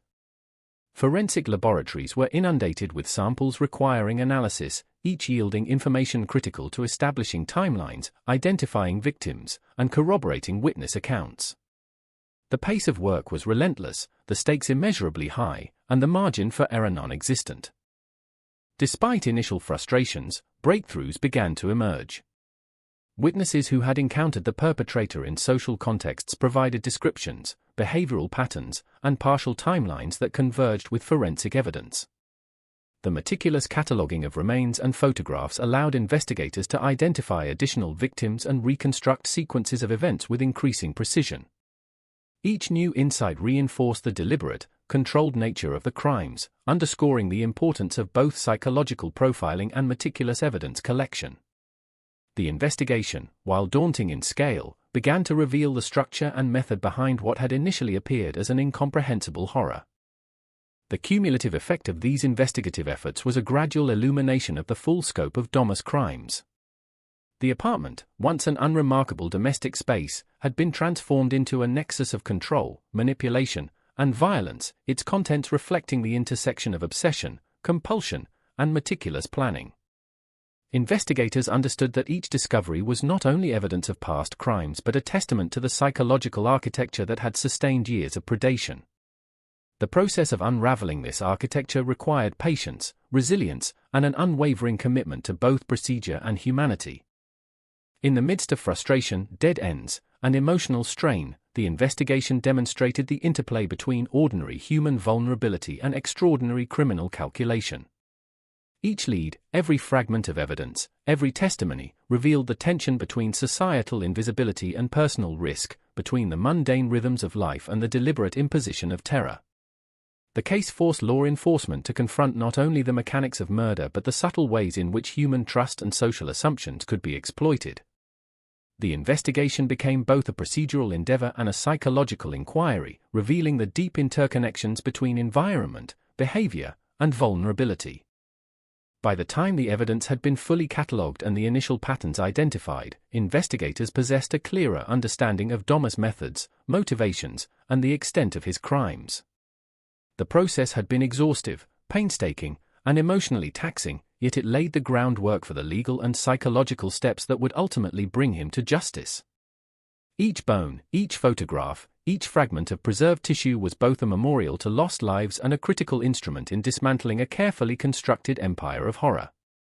The investigation had illuminated the intersection of ordinary life and extraordinary evil, revealing the meticulous and terrifying mind behind a series of acts that would forever alter the city of Milwaukee and the consciousness of a nation. The breakthrough arrived not with a dramatic confrontation but with the quiet insistence of chance intersecting with vigilance. Tracy Edwards, a young man whose escape would become the fulcrum of justice, had survived an encounter that had claimed the lives of others. His story, initially fragmented, emerged as a vivid testament to courage, instinct, and the frailty of trust manipulated by darkness. The sequence of events leading to his flight was itself ordinary in appearance: a drink offered, an invitation accepted, a conversation that seemed casual. Yet beneath the surface of normality, the predator's compulsions and preparations collided with the victim's instinct to resist, creating a fragile window in which survival became possible. Edward's decision to flee was born from a mixture of perception, fear, and timing. He sensed the subtle cues of danger, the slight hesitation in the host's movements, the unnatural calm in the gestures, the calculated silence that spoke louder than words. In that instant, the ordinary parameters of social interaction shifted, and survival demanded an extraordinary response. The decision to run, to push against the inertia of politeness and fear, transformed him from potential victim to catalyst. Each step, each breath, carried the weight of life, and the narrow corridors of the apartment became both obstacle and passage. The urgency of escape transformed ordinary spatial awareness into acute perception, guiding him through doorways and down stairwells, past the lingering stench that hinted at horrors just glimpsed, and into the relative safety of the city streets. Once outside, the psychological weight of what had occurred pressed upon him. The summer air of Milwaukee, once mundane, now carried a sense of exposure and immediacy, each passerby a potential observer, each shadow a source of anxiety. He ran with a mixture of fear and clarity, understanding that he alone bore witness to the crimes within that apartment. His narrative was compelling not only because he survived but because he could provide the specificity that would allow investigators to reconstruct sequences, anticipate patterns, and identify a perpetrator who had long operated in the shadows. Tracy Edwards became both informant and key witness, bridging the gap between suspicion and certainty, transforming vague fears into actionable intelligence. The police response, once Edwards reached them, was swift yet measured. His account, initially fragmented and punctuated by adrenaline, required careful extraction, verification, and cross-referencing with other evidence. Investigators navigated the tension between skepticism and urgency, understanding that the narrative of a single witness could unravel years of concealment or, conversely, mislead if handled improperly. They listened attentively, capturing details of the apartment, the gestures, the sequence of incapacitation, and the subtle manipulations that had almost rendered escape impossible. Every recollection was treated as a potential key, every hesitation analyzed, every phrase recorded with meticulous care. With Edwards' testimony as a guide, officers returned to the apartment with renewed focus and determination. Areas that had previously been noted but unexplored were examined in greater depth, and previously overlooked objects were scrutinized with forensic intensity. The combination of direct witness narrative and physical evidence created a composite map of the perpetrator's methods, revealing both predictable patterns and idiosyncratic rituals. The breakthrough was not instantaneous in its clarity but accumulative, as each observation, each corroborating detail, and each forensic finding reinforced the emerging understanding of Domus methods. Investigators began to reconstruct the chronology of events with unprecedented precision. Photographs, previously catalogued but incompletely contextualized, were now interpreted in light of Edwards' recollections. The position of bones, the arrangement of containers, and the selection of preserved tissues revealed both a hierarchy of obsession and a methodology of control. Each object, each fragment, and each photograph spoke to the perpetrator's compulsion to categorize, preserve, and manipulate, transforming the apartment into a ledger of death and domination. The integration of witness testimony with physical evidence crystallized patterns that had been obscured by the methodical concealment of previous acts. The psychological insight gleaned from Edwards' account proved as valuable as the forensic evidence itself. He described subtleties of Domus' demeanor, the calculated politeness, the deliberate casualness, the micro-gestures that signaled control. Each observation illuminated the predator's psychology, offering clues to his behavior, his selection criteria, and his methods of luring victims. Investigators began to perceive the duality inherent in Domus' existence, an outwardly inconspicuous, socially unremarkable man whose inner compulsions orchestrated extraordinary acts of violence. Understanding this duality was critical, as it allowed investigators to anticipate behavior, interpret physical arrangements within the apartment, and contextualize patterns of disappearance that had previously seemed random. As the investigation progressed, law enforcement connected Edwards' account with previous missing persons reports, photographs, and neighborhood observations. The synthesis of these sources revealed a network of predation spanning months, even years. Each disappearance, once isolated, now formed a constellation of deliberate acts, each linked by method, geography, and psychological signature. The breakthrough crystallized when investigators recognized that the combination of witness testimony and forensic evidence not only identified the perpetrator but also provided the operational blueprint for understanding the full extent of his crimes. The meticulous nature of Domus' concealment meant that each new discovery required careful interpretation. Investigators were acutely aware that the psychological calculus driving the crimes was as critical as the physical evidence. They examined the apartment for subtle signals, pathways optimized for control, objects arranged to facilitate post-mortem manipulation, photographic documentation designed to assert permanence over life and death. Each detail, when correlated with Edward's account, illuminated not only the sequence of prior crimes but also the internal logic of the perpetrator's compulsions. The apartment was no longer merely a crime scene, it was a psychological archive, revealing the architecture of obsession and control with each drawer, container, and photograph. The breakthrough also altered investigative priorities. Previously, officers had navigated a labyrinth of uncertainty, constrained by incomplete information and the invisibility of marginalized victims. With Edward's testimony, they could shift from speculative inquiry to directed action, focusing on specific locations, timelines, and methods. This strategic clarity accelerated the identification of additional victims, corroborated forensic evidence, and allowed law enforcement to reconstruct sequences that had previously been opaque. Each revelation increased both the urgency and the precision of the investigation, transforming fragmented clues into a coherent narrative of predation. The breakthrough revealed not only the perpetrator's methods but also his capacity for escalation. Witness accounts, aligned with forensic findings, demonstrated a trajectory of increasing complexity, risk, and experimentation. Early acts had been opportunistic, later acts were highly structured, incorporating chemical incapacitation, post-mortem preservation, and intricate documentation. This pattern emphasized both the danger posed to potential future victims and the level of premeditation underlying the crimes. Investigators recognized that the window of opportunity for intervention had narrowed dangerously, underscoring the importance of rapid response, evidence consolidation, and strategic planning. Community reaction intensified as news of the breakthrough spread. The narrative of a survivor had a profound impact. It humanized the victims, underscored the peril faced by marginalized individuals, and illuminated the stakes of vigilance and reporting. Families of previous victims found in Edward's account both validation and heartbreak, a painful reminder of those lost but also a guidepost for understanding the circumstances of their disappearance. The city of Milwaukee, previously unaware of the full scope of the crimes, began to reckon with the intersection of ordinary urban life and extraordinary predation. Public awareness shifted from abstract fear to concrete understanding, fueled by the clarity provided by the breakthrough. The procedural dimensions of the breakthrough required intense coordination. Witness interviews were formalized, evidence was catalogued with renewed rigor, and timelines were reconstructed with precision. Officers worked alongside forensic specialists to validate every detail, reconcile inconsistencies, and ensure that the narrative was both accurate and admissible in court. Each corroboration strengthened the case, transforming anecdotal observation into actionable intelligence. The breakthrough was not merely the survival of one individual but the convergence of witness testimony, forensic science, and investigative persistence, producing a holistic understanding of the perpetrator's operations.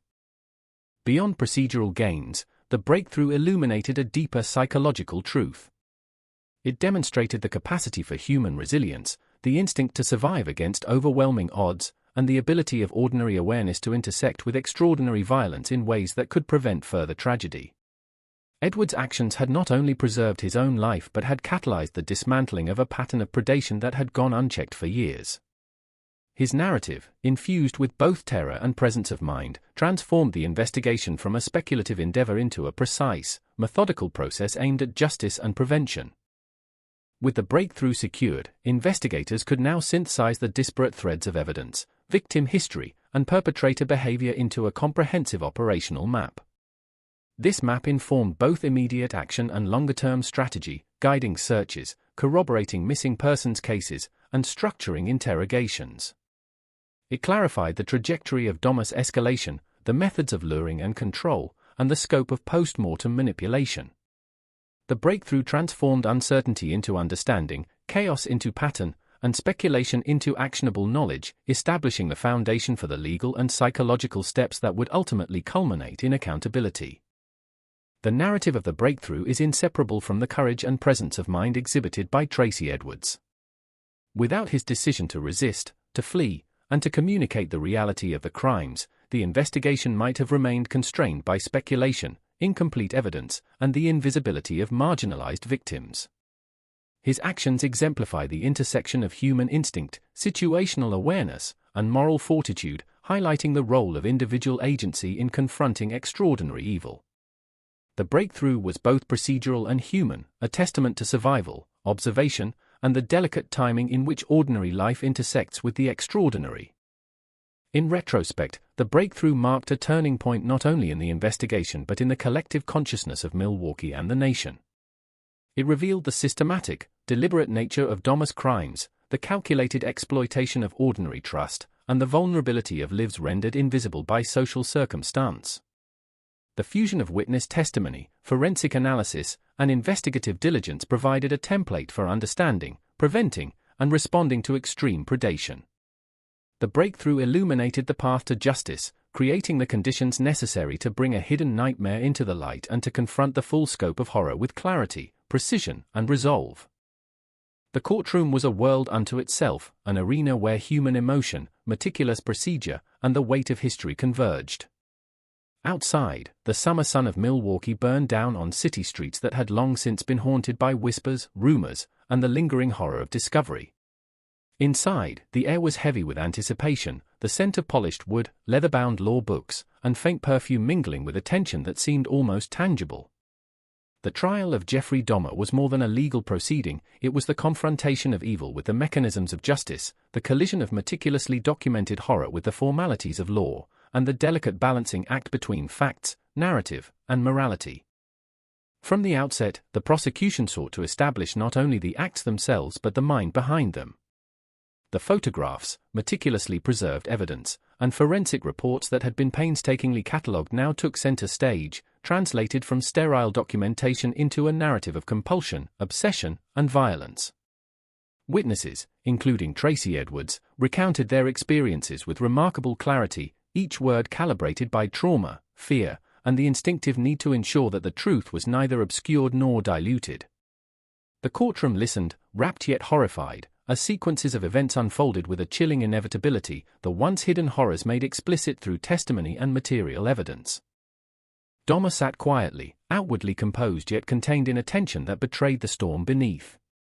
His gaze, often lowered or flicking between observers, carried an unsettling stillness, a calculated disengagement that contrasted with the intensity of the proceedings.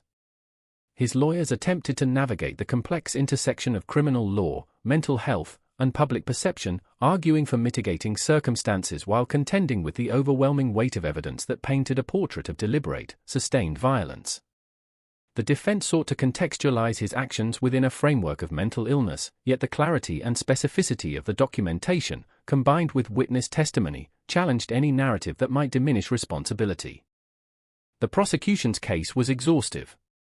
Every detail, every photograph, every preserved fragment of evidence became a piece of a larger mosaic, illustrating not randomness but method, not impulse but premeditation. Investigators, forensic experts, and witnesses were brought in to explain the meticulous nature of the crimes, the chemical incapacitation, the post-mortem preservation, the cataloguing of bodies and photographs, and the systematic manner in which victims were lured and controlled. Each revelation intensified the courtroom's atmosphere, layering shock upon comprehension, disbelief upon understanding, and horror upon rational acknowledgement. Testimony from family members of the victims introduced a human dimension that contrasted sharply with the sterile efficiency of the evidence. Mothers, fathers, siblings, and friends spoke with voices trembling from grief and anger, painting portraits of lives interrupted, of ordinary hopes and aspirations extinguished. Their narratives wove a tapestry of humanity into the otherwise clinical presentation of the prosecution, grounding the horror in personal loss and communal tragedy. The impact was profound. The courtroom became a space not only for adjudication but for mourning, for recognition of the stolen potential, and for the assertion that each life, though violently reduced to fragments, mattered beyond the acts committed against it. As the trial progressed, the duality of Dahmer's existence emerged as a central theme. Psychologists and behavioral experts detailed his outward normalcy, the polite demeanor, the ability to blend into social environments, the skill in avoiding suspicion. Yet beneath this ordinary exterior lay the compulsions, obsessions, and fantasies that had been meticulously enacted over years. The juxtaposition was striking, illustrating the tension between the observable persona and the hidden psychological architecture of violence.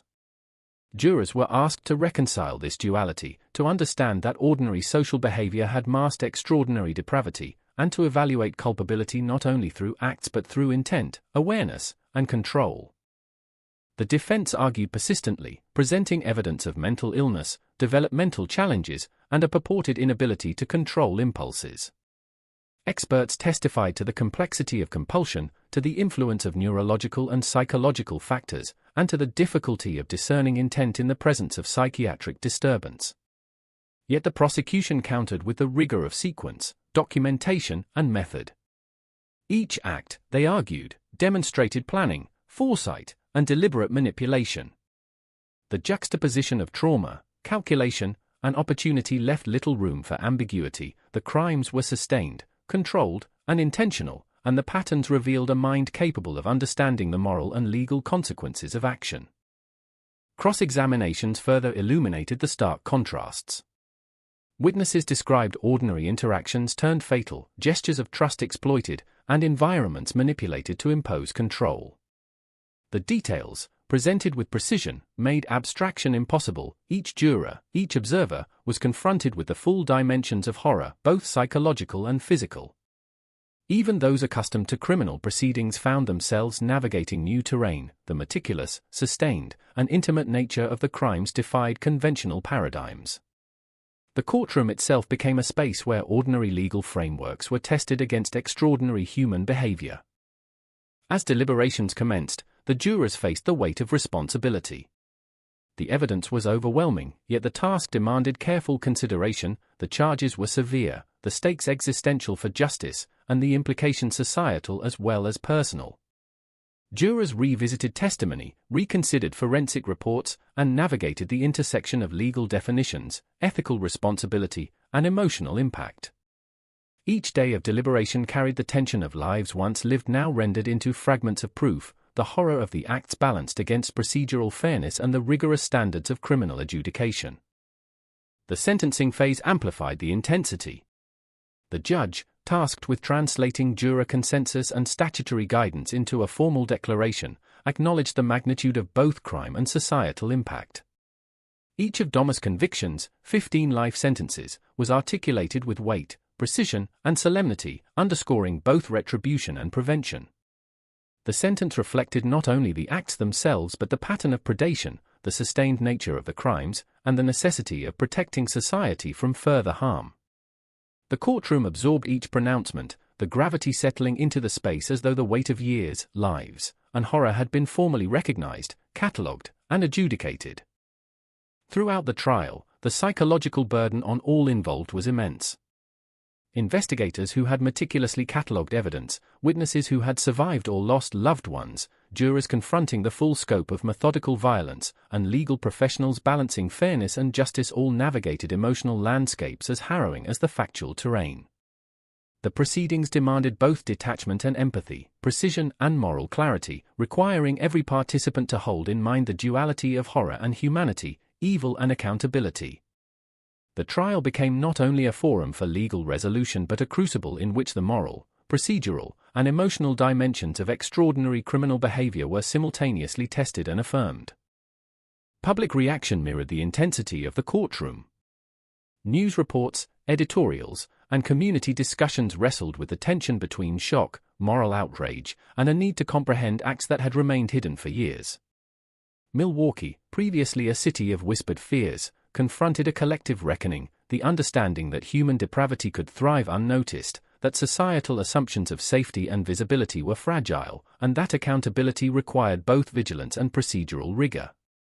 The trial, in its unfolding, became a communal event, a space where horror was formally recognized and justice visibly enacted. Ultimately, the conviction and sentencing of Jeffrey Dahmer marked the culmination of years of painstaking investigation, meticulous documentation, and courageous testimony. The courtroom proceedings transformed the abstract weight of horror into formal accountability, translating years of concealment into legal certainty. The decision was both punitive and preventive. 15 consecutive life sentences ensured that the perpetrator could never again impose harm, while also providing a framework for understanding, documenting, and preventing such crimes in the future. Justice, in its formal expression, acknowledged both the victims' lives and the societal imperative to respond decisively to sustained, extraordinary violence. The resolution of the trial did not erase horror but contained it within the parameters of law. The meticulous attention to detail, both in investigation and in courtroom presentation, transformed chaos into narrative, victimization into documented sequence, and terror into formal recognition. While the crimes themselves remained indelible, the judicial process provided a mechanism through which society could assert moral order, preserve the dignity of those lost, and ensure that the extraordinary nature of the crimes did not preclude accountability. The courtroom, with its deliberations, testimony, and final pronouncements, became both a site of reckoning and a vessel for collective understanding, transforming the darkest chapters of human behavior into a structured, comprehensible, and morally accountable narrative. The legacy of the trial extended beyond legal adjudication. It illuminated the capacities for both human evil and human resilience, demonstrating the impact of survival, testimony, and procedural diligence in confronting sustained predation. Families of victims found recognition, communities found understanding, and the framework of law demonstrated its ability to respond to acts that defy ordinary comprehension. The trial was not only the confrontation of one man but the affirmation that meticulous observation, courage, and procedural rigor can impose order upon the extraordinary, ensuring that horror, though it cannot be undone, can be met with clarity, accountability, and justice. The aftermath of Jeffrey Dahmer's crimes unfolded slowly, like the receding tide exposing the full devastation left in its wake.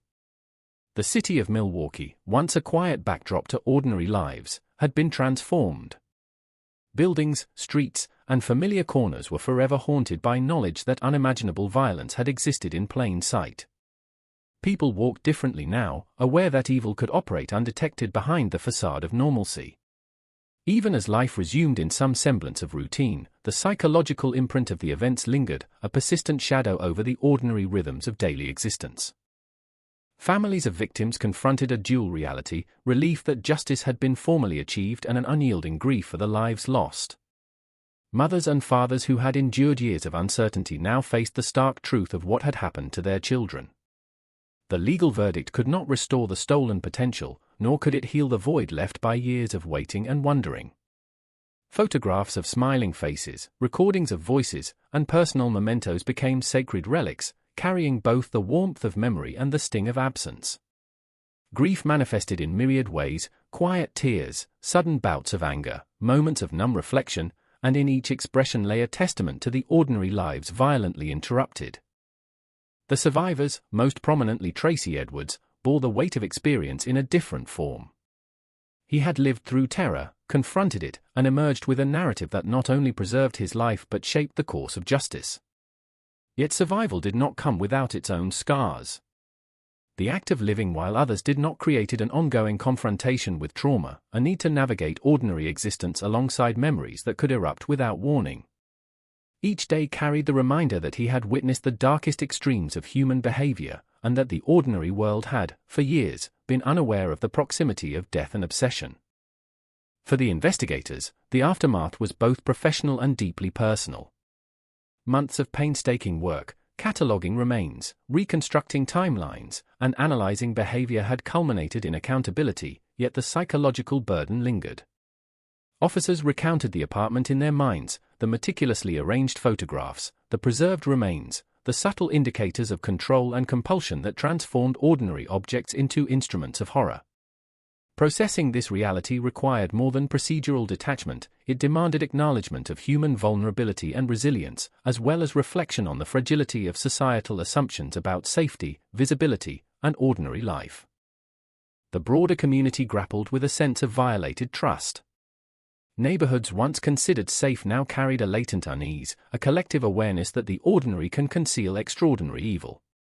Parents, young people, and local residents engaged in conversations they might never have anticipated, questioning assumptions about strangers, social boundaries, and urban anonymity.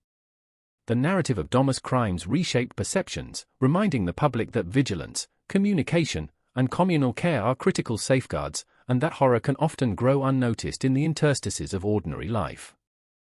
Media coverage of the trial and its aftermath extended these effects into the national consciousness. Stories, documentaries, and retrospectives explored not only the acts themselves but the societal, psychological, and procedural contexts that enabled them. The ethical tension between fascination and respect, between sensationalism and documentation, played out continuously. Journalists and storytellers were forced to navigate the fine line between illuminating truth and exploiting trauma, often highlighting the victim's humanity, the diligence of law enforcement, and the lessons embedded in the tragedy. Public discourse oscillated between horror, empathy, and reflection, underscoring the broader cultural impact of such crimes. Psychological analyses of Dahmer's behavior continued long after the trial concluded. Experts examined the evolution of his compulsions, the interplay of early trauma, obsession with control, and escalating violence. His meticulous methods, ability to manipulate trust, and capacity for concealment provided case studies in extreme criminal psychology.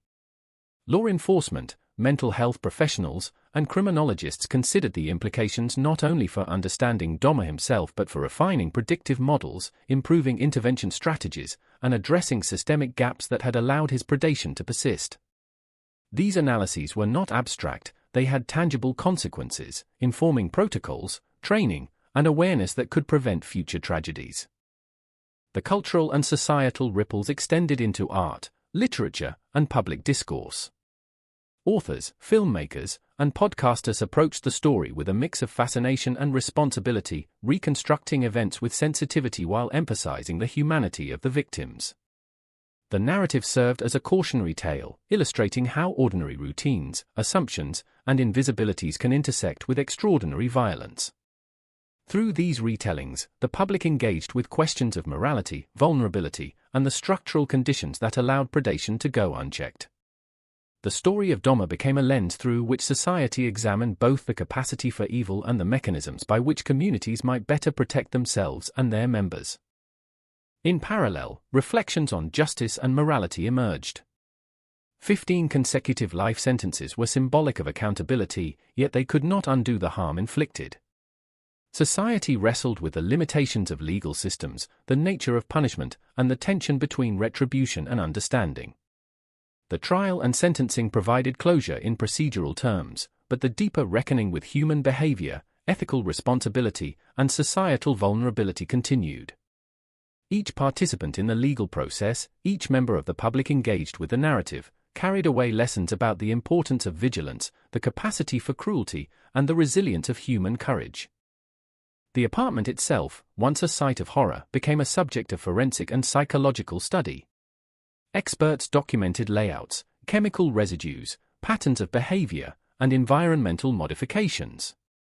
These studies contributed to broader understandings of criminal methodology, the interaction of environment and compulsion, and the ways in which domestic spaces can be transformed into arenas of control and terror. The detailed reconstruction allowed law enforcement and academic experts to model patterns of predation, to anticipate risk factors, and to develop strategies aimed at identifying and interrupting similar behaviors in other contexts. At a human level, the aftermath emphasized the interplay between trauma, memory, and survival. Those who had encountered Dahmer, whether directly or indirectly, grappled with questions of trust, perception, and intuition. Communities reconsidered social structures, communication practices, and the importance of reporting unusual behaviors. The case highlighted the need for social vigilance without descending into paranoia, demonstrating that ordinary attention to environment, behavior, and social connections can serve as critical mechanisms for protection. It was a lesson written not only in law and evidence but in the lived experiences of those who had survived, witnessed, or mourned. For Milwaukee, the events catalyzed both reflection and reform.